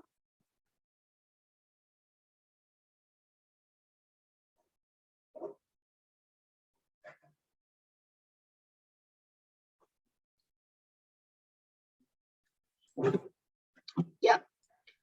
Can we move on? Or if we have any doubts? Please move on, Chandni. Okay, sure. Thank you so much. So this we have already discussed. Decommissioning cost I have just discussed. So this is deferred payment credit. So this is, for example, you have purchased an asset, but you have got a credit period for that. So it says that you have to recognize the asset at cash price equivalent, and whatever the interest may be over the period of credit, that will be charged to P&L until unless it can be capitalized as per AS16. Right? Then exchange of assets. So at times it can happen that you have acquired an asset in exchange for another asset, right? So in that case, what happens? So this is a chart which very much simplify that in this entire concept. It says the entity has acquired or received an asset and given up on another asset. Now, what will be the measurement of this incoming asset? Because the outgoing asset will go at carrying amount, right? This is very clear.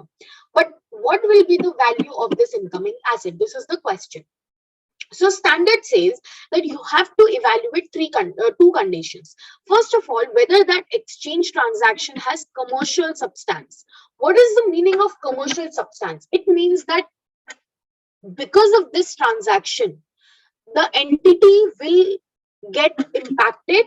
The entity's cash flows will get impacted, right? It cannot happen that one asset comes and another asset goes and there is no impact of it. If that is the case, then the transaction has no commercial substance, right? The assets should be different in some manner that it impacts the future cash flows of the company. So if that is the case, then it says that commercial substance is there, and that fair value can be measured reliably, right?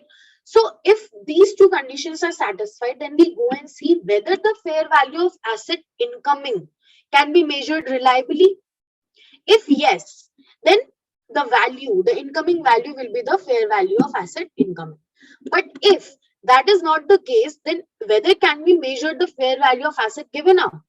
If that is measurable, then the fair value of asset given up will be the value of incoming asset. So this is the entire concept of exchange of assets. There has to be a fair value measurement. Now we have understood the meaning of PPE, the initial recognition criterias, right? The cost at which it will be recognized, different aspects of cost, major inspection, replacement, componentization also we have discussed. Now we come to the subsequent measurements, right? So at every 31st March, the companies have to do subsequent measurement of their assets, right? The closing amount or the carrying amount of the assets are determined. Now, on this date, the companies can choose either to go with cost model or evaluation model. Now, this is an accounting policy that company has to select, right? And as we all understand that accounting policies should be applied consistently. So in this case also, if the company goes with a cost model, it has to be applied consistently over a class of PPE, right? And similarly, if the company goes with revaluation model, then they have to consistently apply it over a class of PPE. Now again, what is a class? Class is a group of assets which have similar use to the entity. Right? So for example, company has 4 buildings, right? 4 buildings. Now these 3 are factory buildings and this is an office building. So in this case, what happens? This factory building is one class and office building is another class. Why? Because the use is different. Right? So what can happen is company can choose to apply cost model on factory buildings and evaluation model on office buildings. What cannot happen is company cannot choose to apply cost model on factory building 1 and evaluation model on factory building 2. This cannot happen. Right? They have to consistently apply the model on one class of PPE. Right? So I hope this is clear. Now, what is cost model and what is revaluation model? Cost model is nothing but what we all have been studying from very beginning. Cost minus accumulated depreciation minus accumulated impairment losses. So impairment losses is nothing but it is guided under AS 28. Impairment loss means the asset market value is less than what is there in the books. Right? So if the asset is appearing at 3 lakhs in books, but the actual market value or the fair value of the asset is just 2.5 lakhs. So it means the asset is impaired by 50,000 rupees. Right? So that 50,000 rupees will be deducted from the cost. So this is cost model. This is very simple. Then we come to the revaluation. Model is nothing but it says that you have to determine the fair value of the asset at revaluation date, right? And the carrying amount is the revalued amount as on the date of revaluation, then subsequent depreciation and subsequent impairment loss, if any, will be deducted out of that to arrive at the carrying amount. Right? So again, have already cleared that it has to be applied to entire class of PPE. Now, what will be the frequency of revaluations? So it is very simple. The revaluation will be mostly 3 to 5 years. So between 3 to 5 years, you can get the assets revalued until and unless the movement of fair values is very volatile. If there is frequent, if there is significant change in the fair value, then you have to get it done annually. Otherwise, every 3 to 5 years, the revaluation can be done. This is an accounting of, this is a chart that reflects the accounting of revaluation gains and losses, right? So let me just quickly explain this. So what happens is, suppose asset has a carrying amount of 1 lakh. right? The company has opted for evaluation model as an accounting policy, and at the date of revaluation, the revalued amount is 1.2 lakhs, right? So what will be the accounting for it? The company will debit the asset by 20,000, right? 0.2 lakhs to revaluation surplus, revaluation reserve of 0.2 lakhs. So it will be credited to revaluation reserve, right? So at first time revaluation, if there is an increase, debit the asset, credit the revaluation reserve. On the other hand, if there is a decrease, then debit the P&L and credit the asset. Simple. But then complication arises when there is a subsequent revaluation. So suppose at second time there is a revaluation and revalued amount comes out to be 1.6 lakhs, right? So there is again an appreciation in the value. So again, revaluation reserve will be credited by another 40,000, correct? But what if instead of this, revaluation amount comes out to be 80,000? Then in that case, what happens is the total impairment loss is 40,000 rupees, correct? 1.2 lakhs minus 80,000. 40,000 rupees is the total impairment. Now, how the accounting will go? Accounting will go like this. Revaluation reserve will be debited by 20,000. Why? Because there is a balance of 20,000 in the reserve. So first of all, the impairment will be adjusted from revaluation reserve and the remaining amount will go in P&L. Right, so this is how the accounting goes. If there is a subsequent increase over the first time increase, it will be credited to revaluation reserve. But if there is a subsequent decrease over a first time increase, it will be first debited to revaluation reserve, and then the balance will go to P&L. Right, and in case there was a first time decrease, so the entire amount was debited to P&L. But subsequently, if there is an increase, then it will be first credited to P&L to the extent it was earlier debited, and then remaining will be credited to revaluation reserve. And then if there is a subsequent decrease itself, then again it will be charged to P&L. So this is how the entire accounting of revaluation gains and losses goes. Right. So if you have any doubt in this, we can take up. Otherwise, we'll move on.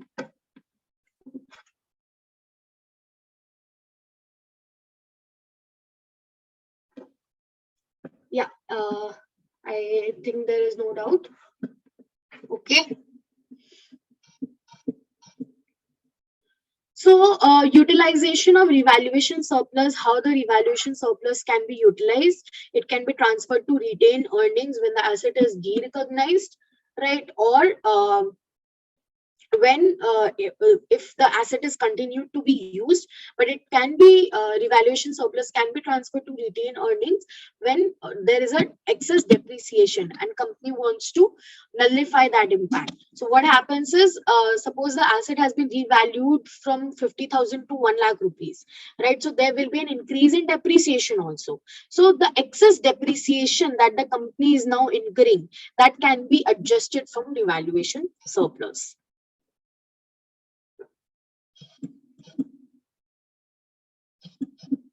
Yeah, so this is just that what I've explained. Now coming on to depreciation, we all understand that depreciation is the depreciable amount of an asset. Depreciation means that the depreciable amount of an asset should be allocated on a systematic basis over its useful life. Now this systematic basis can be a different methods, right? Componentization we have already discussed. So depreciation of assets begin when it is available for use, right? And it is charged till point when the residual value is greater than or equal to the carrying amount. And depreciation ceases when the asset is derecognized or held for disposal. Now, there is a trick. So depreciation does not cease when the asset is idle, right?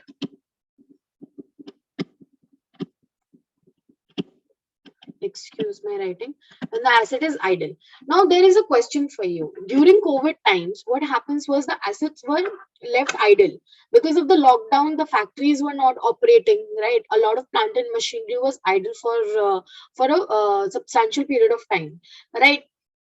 So during that COVID period, the companies contemplated whether they should charge depreciation or not. So what is your take on it? क्या companies को उस पे depreciation charge करना चाहिए था, because assets तो idle थे, assets use नहीं हो रहे थे, plant and machinery was not being used, buildings were not being used, furniture was not being used. So whether the depreciation should have been charged during that idle time or not. Please write in the chat box whether the depreciation should have been charged or not.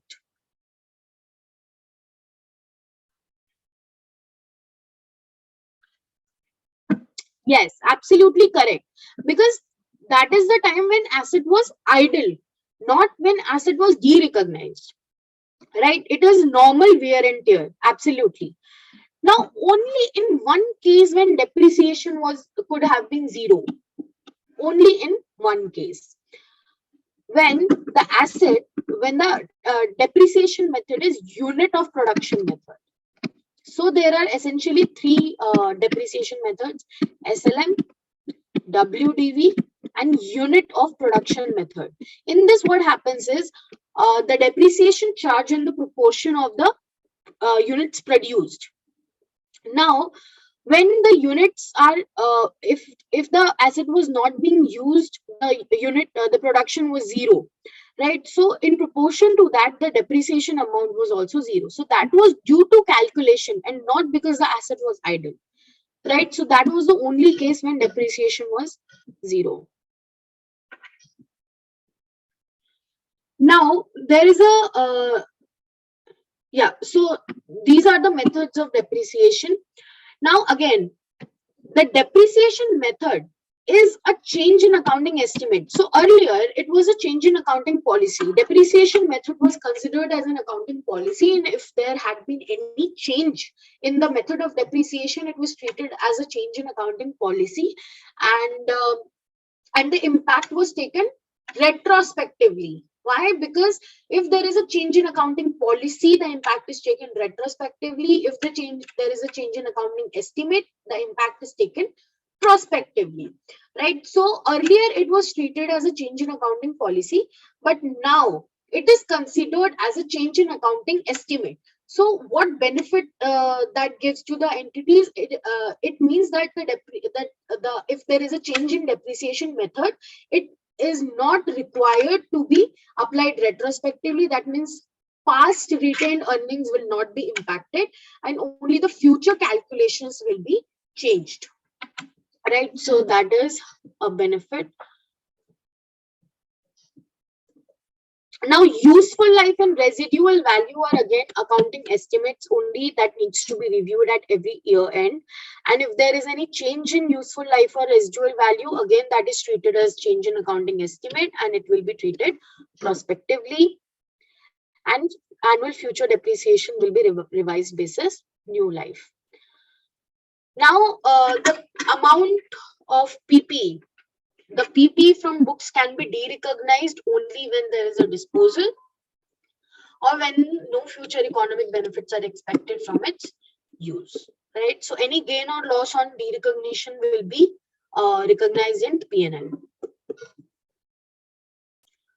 Now, friends, as we all understand that MCA had notified some amendments in Schedule 3, Division 1 on 24th March 2021.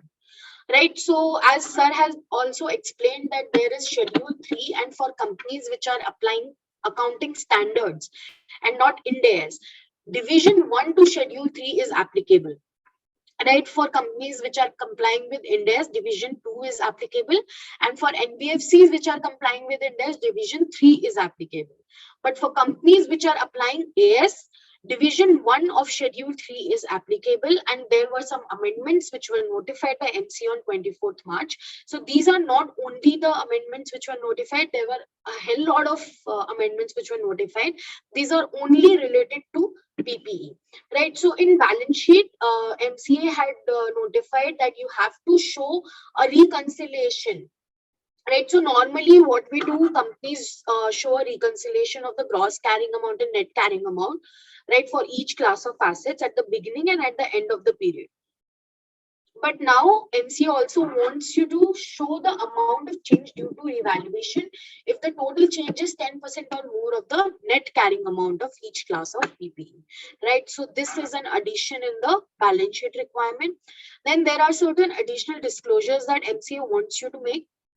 So first of all is that if the company has revalued any PPE, right, or any intangible asset, then it has to disclose whether the revaluation is based on valuation by a registered valuer defined in company's registered values and valuation rules 2017.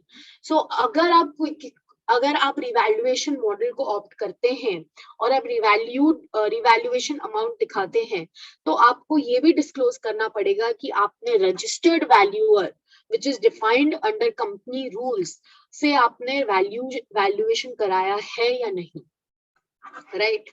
Then second disclosure is with respect to immovable properties and the title deeds. If the title deeds to immovable properties are not held in the name of the company, then the entities are required to disclose following details, which are nothing but relevant item of in the balance sheet, like what is that item, PP, investment property, and a description of the item.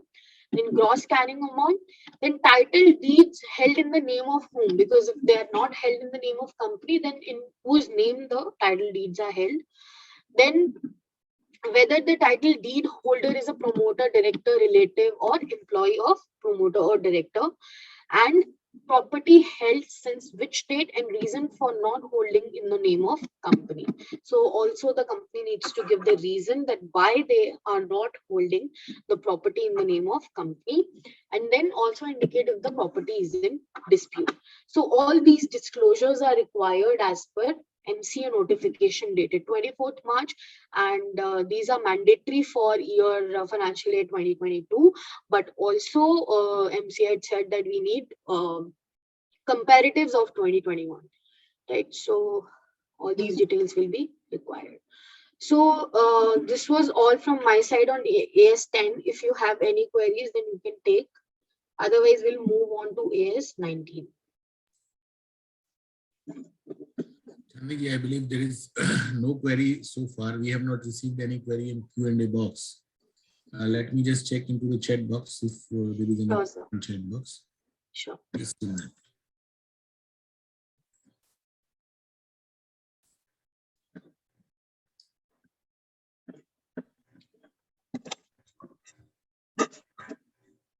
I think there is no query in chat box as well. So I believe we can continue with the AS 19. Sure, sir. So let's move on to AS 19. Let me just quickly present my screen.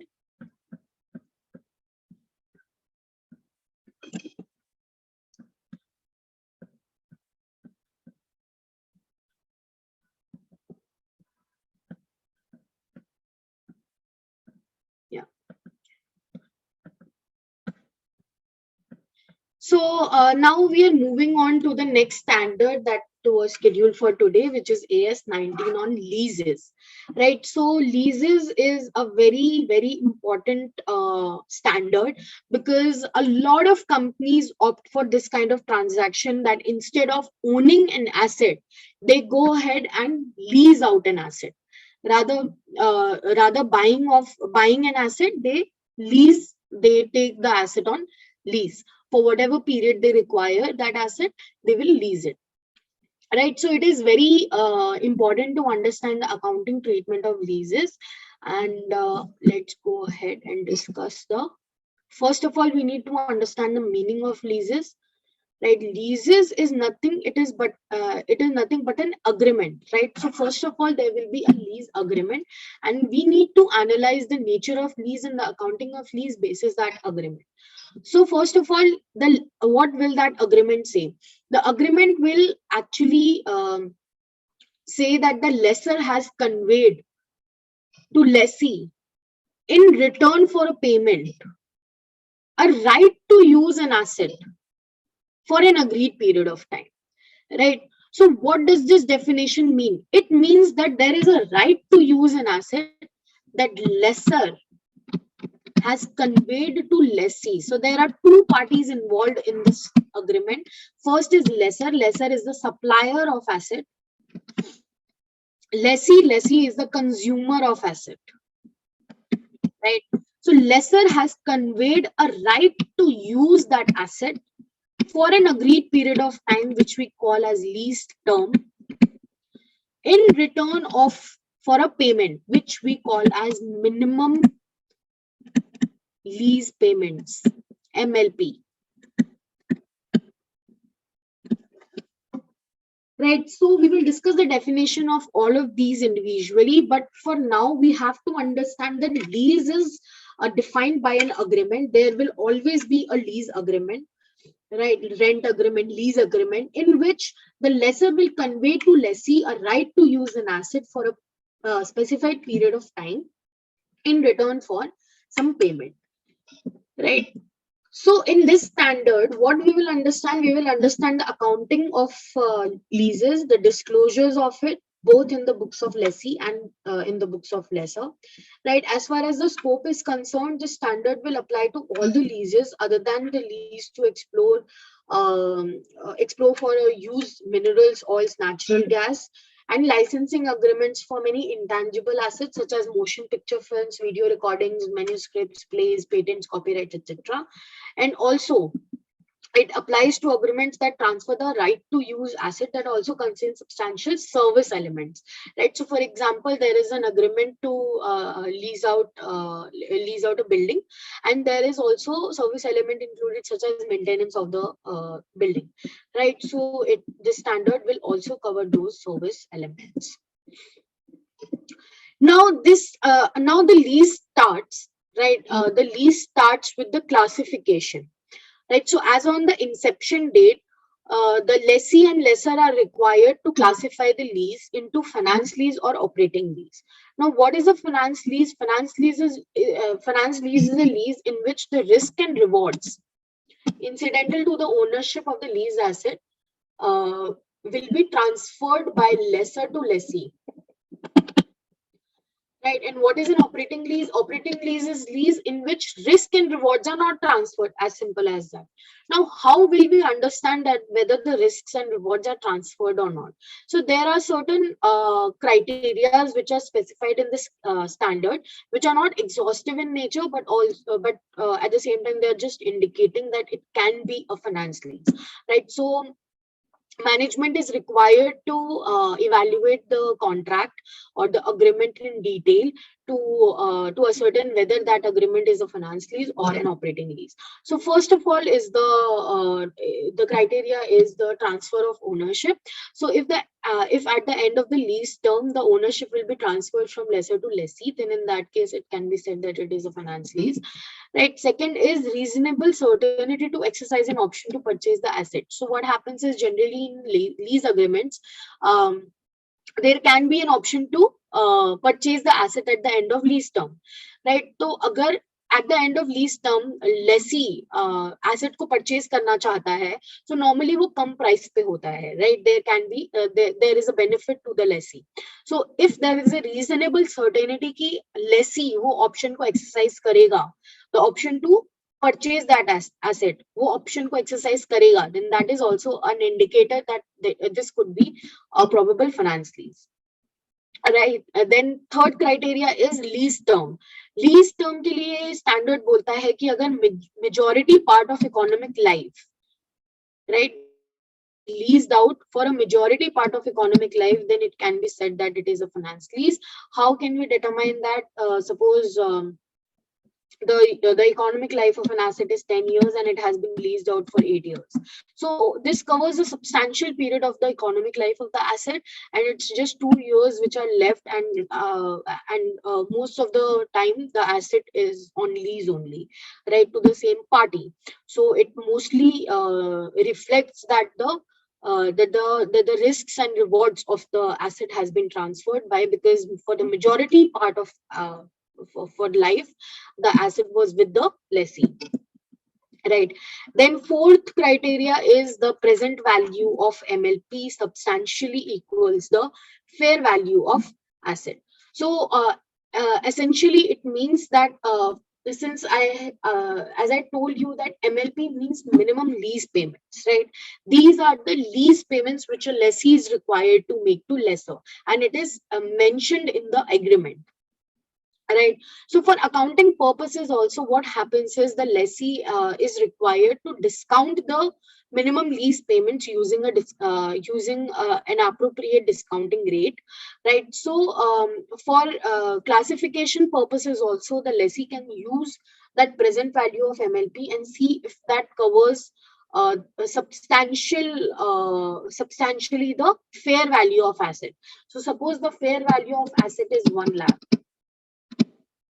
And the present value of MLP is 90,000. So it means that the lease is covering or is recovering the substantial fair value of that asset. So it is also an indicator that it could be a finance lease. Then last but not the least is asset of specialized nature, right? It means that if the asset is custom made, right, it is custom made in such a manner that it can be used by lessee only, and no other party can use that asset in any specific manner. So in that case also we can say that it is a finance lease. Why? Because the asset is of no use to any other party, right, but to the lessee. So that is also an indicator, and a very strong indicator of a finance lease. So if there is any doubt on the classification point,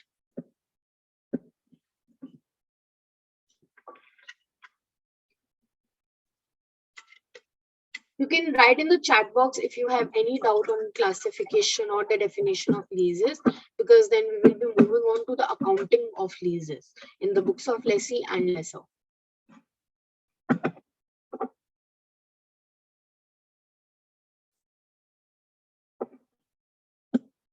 Okay, I see no doubts. Okay, so moving on, we need to understand what is the lease term now, right? So as I told you that in the agreement, it is mostly mentioned that it is that the lessor is conveying a right to use an asset to lessee, right, for a certain amount or certain payments for a agreed period of time. That time is called as lease term. And it is very essential to determine the lease term. Why?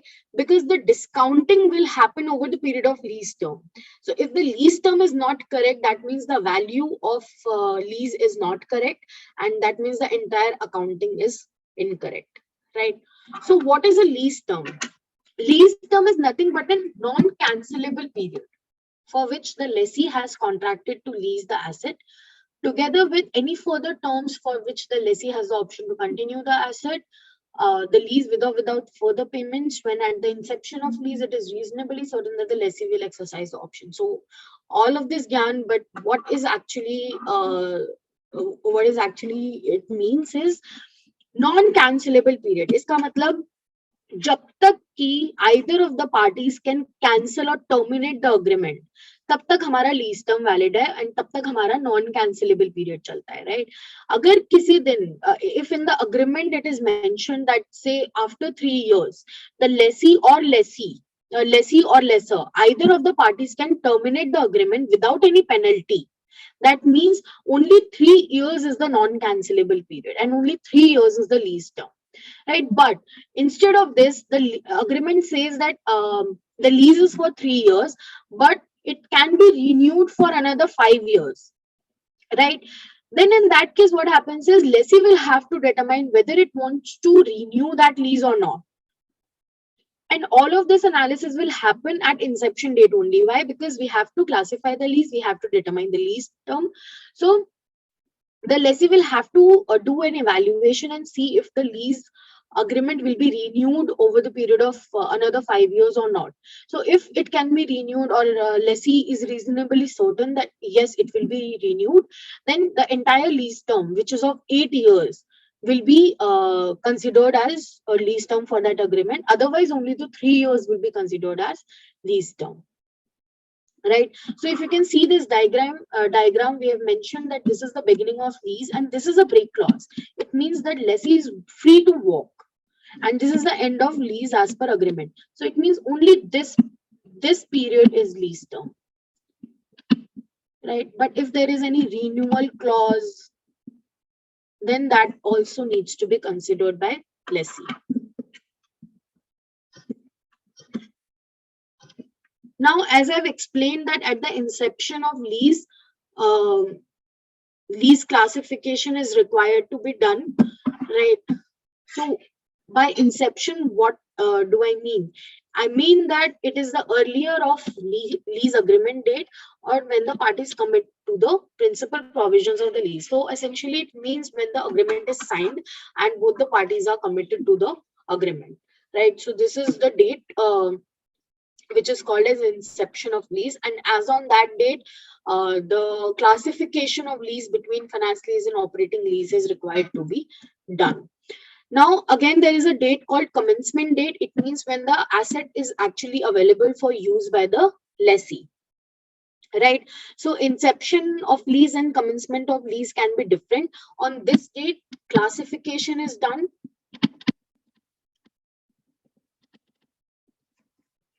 And on this date, recognition is done. So first time accounting will happen on commencement of lease.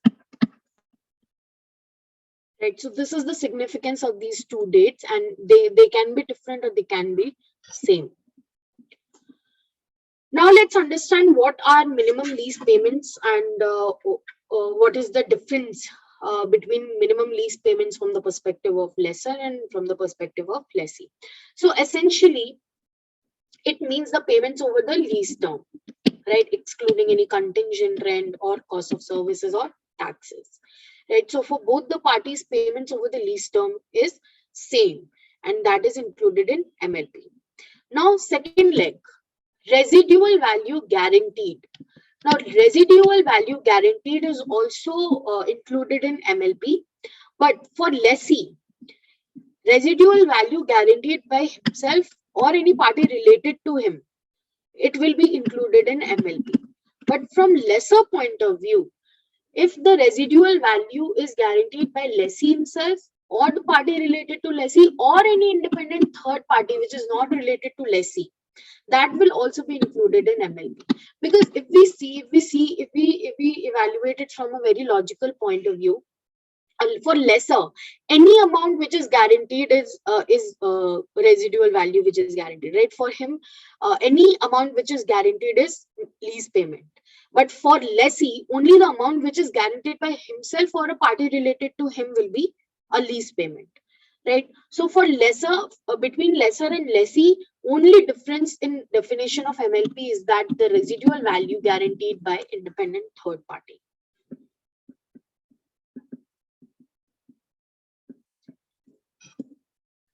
Okay, now moving on to the lessee accounting. So accounting for leases is different between finance lease and operating lease, and also it is different between lessee books and lessor books, right? So we will have to kind of understand 4 types of accountings: lessee accounting in case of finance lease and in case of operating lease, and lessor accounting in case of finance lease and in case of operating lease.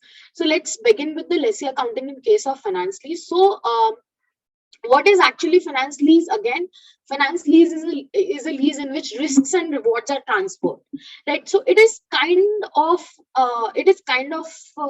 an arrangement in which the asset is kind of transferred to the lessee, right? The risks and rewards are also transferred. So it essentially implies that lessee should reflect that asset in the balance sheet, right? Because the risks and rewards are owned by the lessee. So it should be there in the balance sheet of lessee. So in case of finance lease, lessee will recognize an asset in the books and there will be a corresponding liability. Because why? Because against that asset, lessee has an obligation to pay rental in future, right? And what will be the value of the asset and liability? It will be the lower of fair value or present value of MLPs.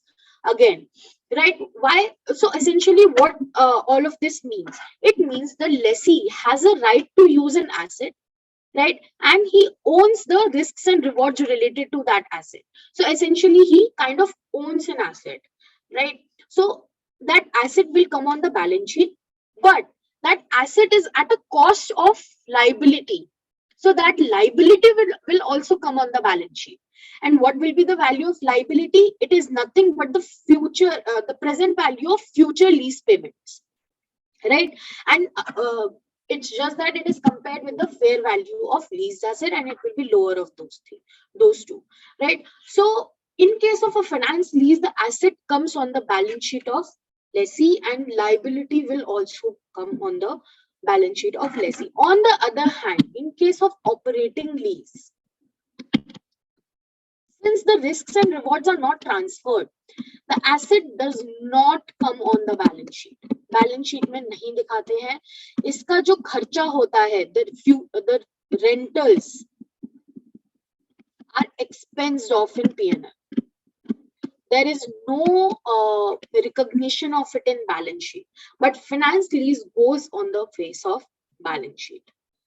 Now, when the asset is coming in balance sheet, there will be some subsequent measurement also, right? Because if say the balance, if the asset is recognized on say 1st September 2021, then 31st March 2022 को उसकी क्या value होगी? That will be guided by the subsequent measurement as per AS 19, right? It says that you have to recognize depreciation charge होगा उस asset पे, and impairment charge होगा as per AS 28, right? और जो liability होगी उस पे एक finance charge accrue होगा, and जो actual payment होगी lease की, actual payment will reduce the outstanding liability and the finance charge, because since it is a present value, so we have to keep accruing interest on that liability using the same discounting rate, right? So finance charge will be charged and the actual payment will reduce the liability, and asset per depreciation will be charged and impairment will be charged if there is any impairment. So this is the entire accounting of a finance lease in case of lessee, and also explain the accounting of operating lease. There is no clue of it on the face of balance sheet. The rentals are expensed off in the P&L as and when accrued, or it can be straight lined.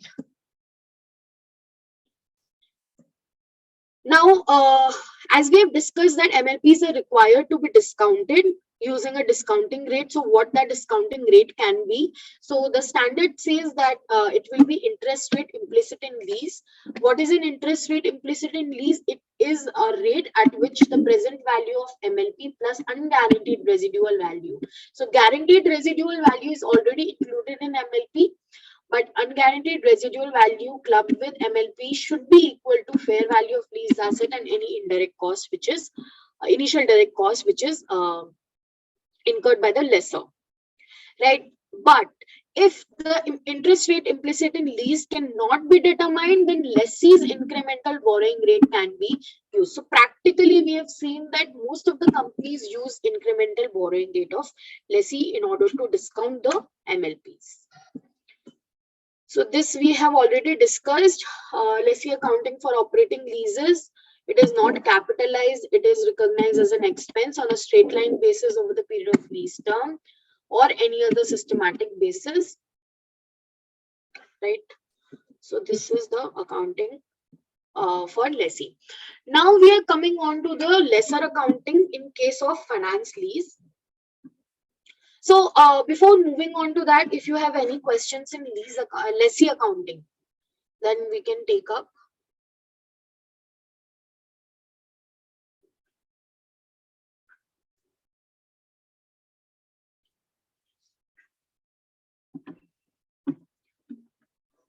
Okay, I see no doubt in lessee accounting as well. Okay, so let's move on to lesser accounting. So this is a lesser accounting in case of a finance lease. So as we discussed that for lessee, in case of finance lease, he will recognize an asset, right? Lessee will recognize an asset. If he will recognize an asset, that means lessor should de-recognize the asset, correct? Because if the asset can remain on in any one balance sheet, right? So lessor will de-recognize this asset and lessee will recognize that asset. Now, when the lessor will de-recognize that asset, he will recognize a receivable. Recognize a receivable. Why?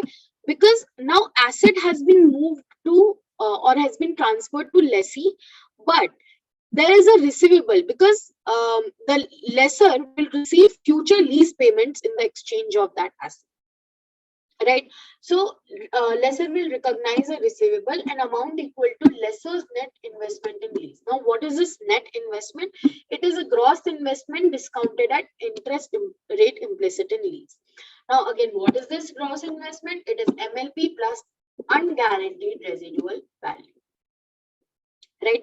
So essentially it says that MLPs plus unguaranteed residual value discounted using the interest rate implicit in lease will be the amount of receivable in the balance sheet of lessor at initial recognition of a finance lease. Right. And then what happens is over the period of lease term, the lessor will recognize an income, a finance income on the receivable, and the actual receipts will be adjusted from the receivable balance. So this is how the accounting of finance lease will flow in case of a lessor books. Now moving on to operating lease accounting, again it's not very complicated. It is again recognized on a straight line basis, because since the asset is not recognized in the books of lessee, so lessor will also not de-recognize the asset. The asset will remain in the balance sheet of lessor. Lessor will continue to recognize depreciation on that asset, and whatever the lease income may be, it will be recognized on straight line basis.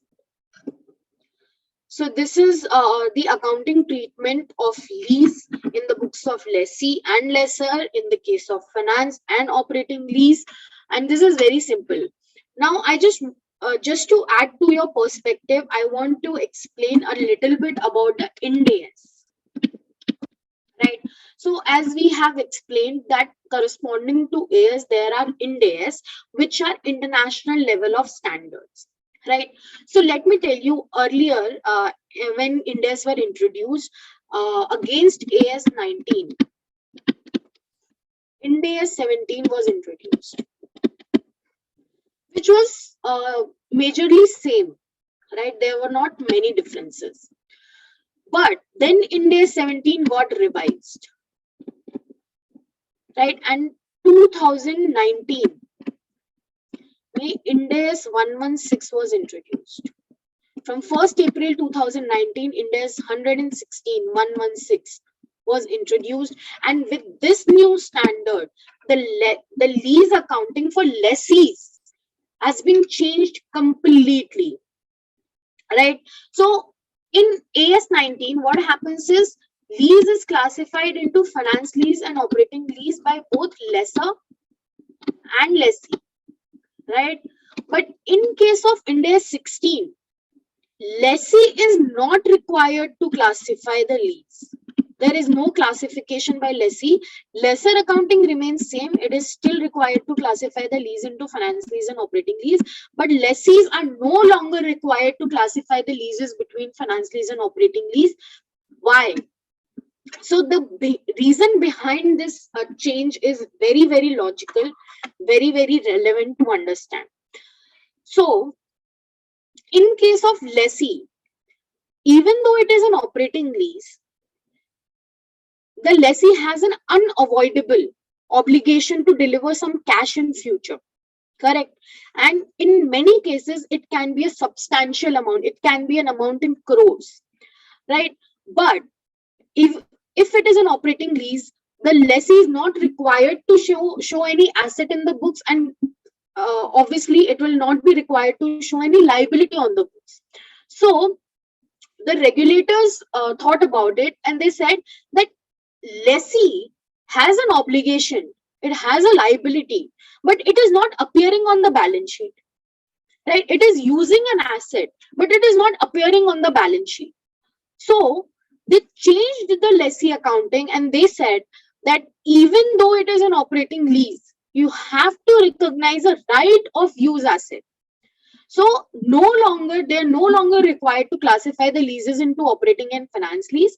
Simple accounting is done that for all the leases except low value leases and short term leases, all the leases are required to be shown on balance sheet. So a right of use asset will be recognized for all the leases, and a corresponding liability will be recognized for all the leases. Now, what this change has brought, right? What impact this change has brought? It has changed the debt of the company, the assets of the companies which were running completely on operating leases. The balance sheet has changed completely. Now there is debt in their balance sheet, there is additional asset in their balance sheet, there is an operating expense which is depreciation in the balance sheet, and there is an additional finance cost, which is a charge on the liability in their P&L. Right? So the operating ratios have changed, balance sheet ratios have changed. Industry like aviation, in which the aircraft was mostly on operating lease, all the aircrafts have come on the balance sheet of these companies. So this change, Ind AS 116, has actually brought a revolutionary change in the accounting of leases for lessee. Lesser accounting still remains same, but and again AS accounting for by AS remains same. There is no change in AS, but in Ind AS there is a total different accounting for lessees. So now, if you have any doubts, then we can move on. Otherwise, we'll just try to wrap up this session.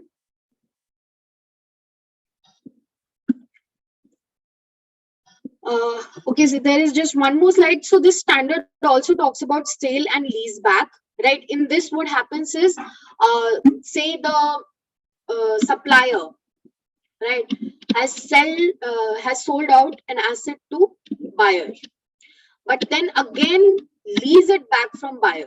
So now the seller becomes lessee and buyer becomes lessor. So this is a sale and lease back. So this is sale and lease back transaction, right? So seller lessee means this party will have to decide whether this is a finance lease or an operating lease, and what will be the accounting accordingly.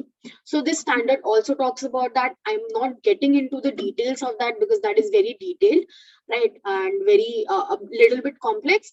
But just to touch upon that, sale and leaseback transactions are ones in which the seller sell out an asset to buyer and then again lease it back.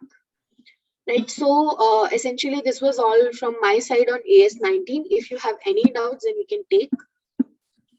Chandni ji, I would like to ask one question as we were discussing about lease and the transactions, and we were very well discussing about the types of lease like operating lease and a finance lease, right? I have seen the transactions where A company is giving an asset on a lease to a B company, and A company is showing in its balance sheet as a leased assets. But while we are talking about the depreciation, then they are charging the depreciation on recovery basis.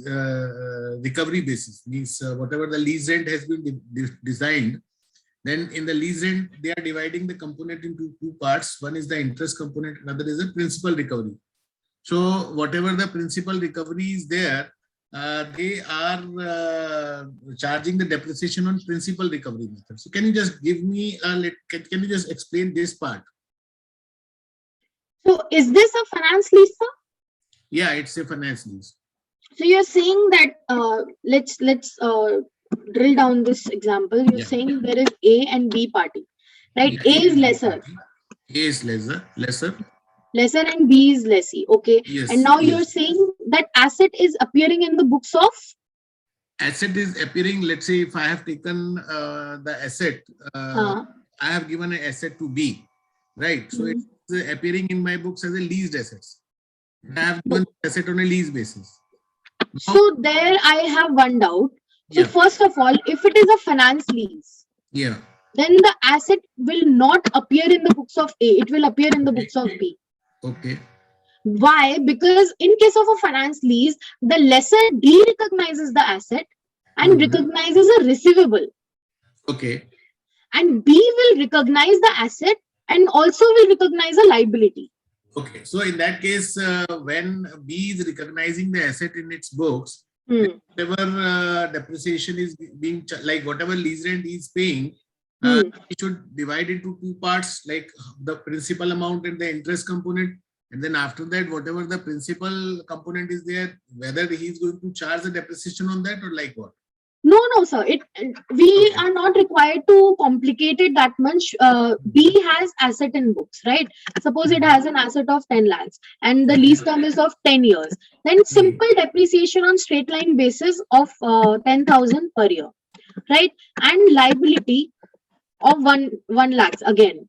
Then there will be an interest of whatever the discount rate lessee has used. Interest will be charged. And suppose the actual lease payments is done at say 10,000 per month, and that will be deducted every year, and interest charge at 10% will be added to the liability balance.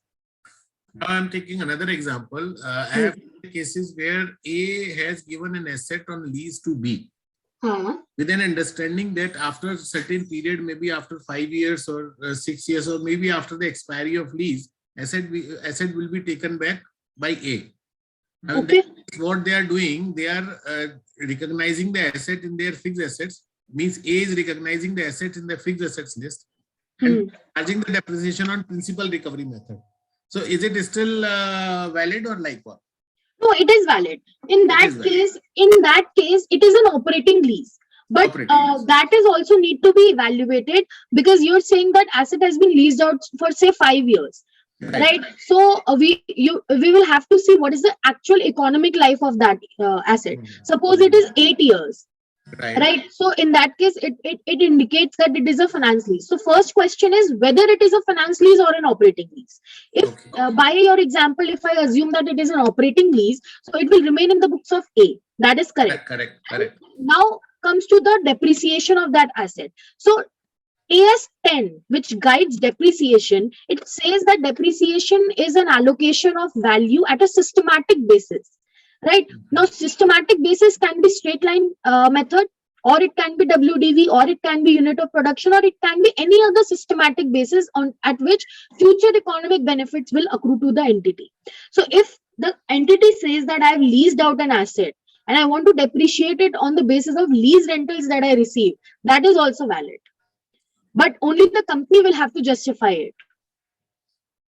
So it is a part and parcel of the accounting policy being adopted by a company. And absolutely. They have to disclose in the notes to the accounts or somewhere in their statement of affairs. Right? Absolutely, sir. Absolutely, yes. Thank you very much, Chandni. This is the only question which I was having in my mind. No other question is there from any of the. Very valid question, sir. It was very valid, and thank you so much for asking that. I'm sure it has added to. Because I could correlate it, because while I was working in a company and I was in an NBFC only, so we were adopting that method somewhere in 95, 96. Okay. 96. It's clicked in my mind, so I thought whether it is relevant as on date or not. No, absolutely it is relevant, and thank you so much for asking that. Yeah, please. It was really a very wonderful session. I believe Dheeraj ji and Chandni ji both have done the justice with the session, and members are also sending the appreciation in the chat box. I hope there is no other question from the members. Members, if you still have any question, you can put it into a question answer box.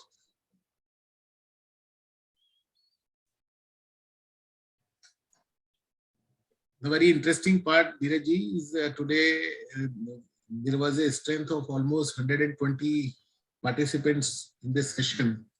Even because of this closing, we were expecting that attendance may be a little less, but I'm happy to see this much number. And friends, tomorrow we are going to discuss about AS12, accounting for government grants, intangible assets, AS26 and AS28, impairment of assets. For these three accounting standards, we would be having a speaker from Kerala, Soumya Ram Kumar Iyer. She is now based at Ahmedabad, and she would be giving a deliberation on AS12, AS26 and AS28.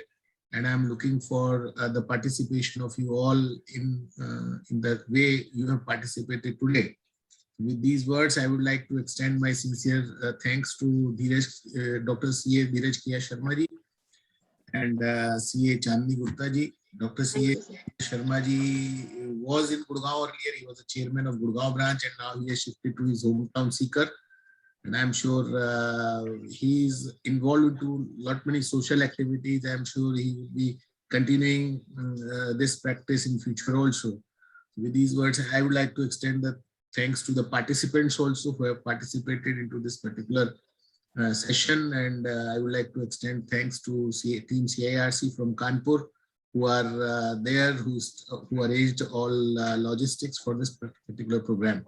With these words, once again, I would like to thank you for each one of you, and I would like to say Merry Christmas, because tomorrow is the 25th December, and most of us might be enjoying the Christmas. With these words, I would like to end the session. Thank you very much.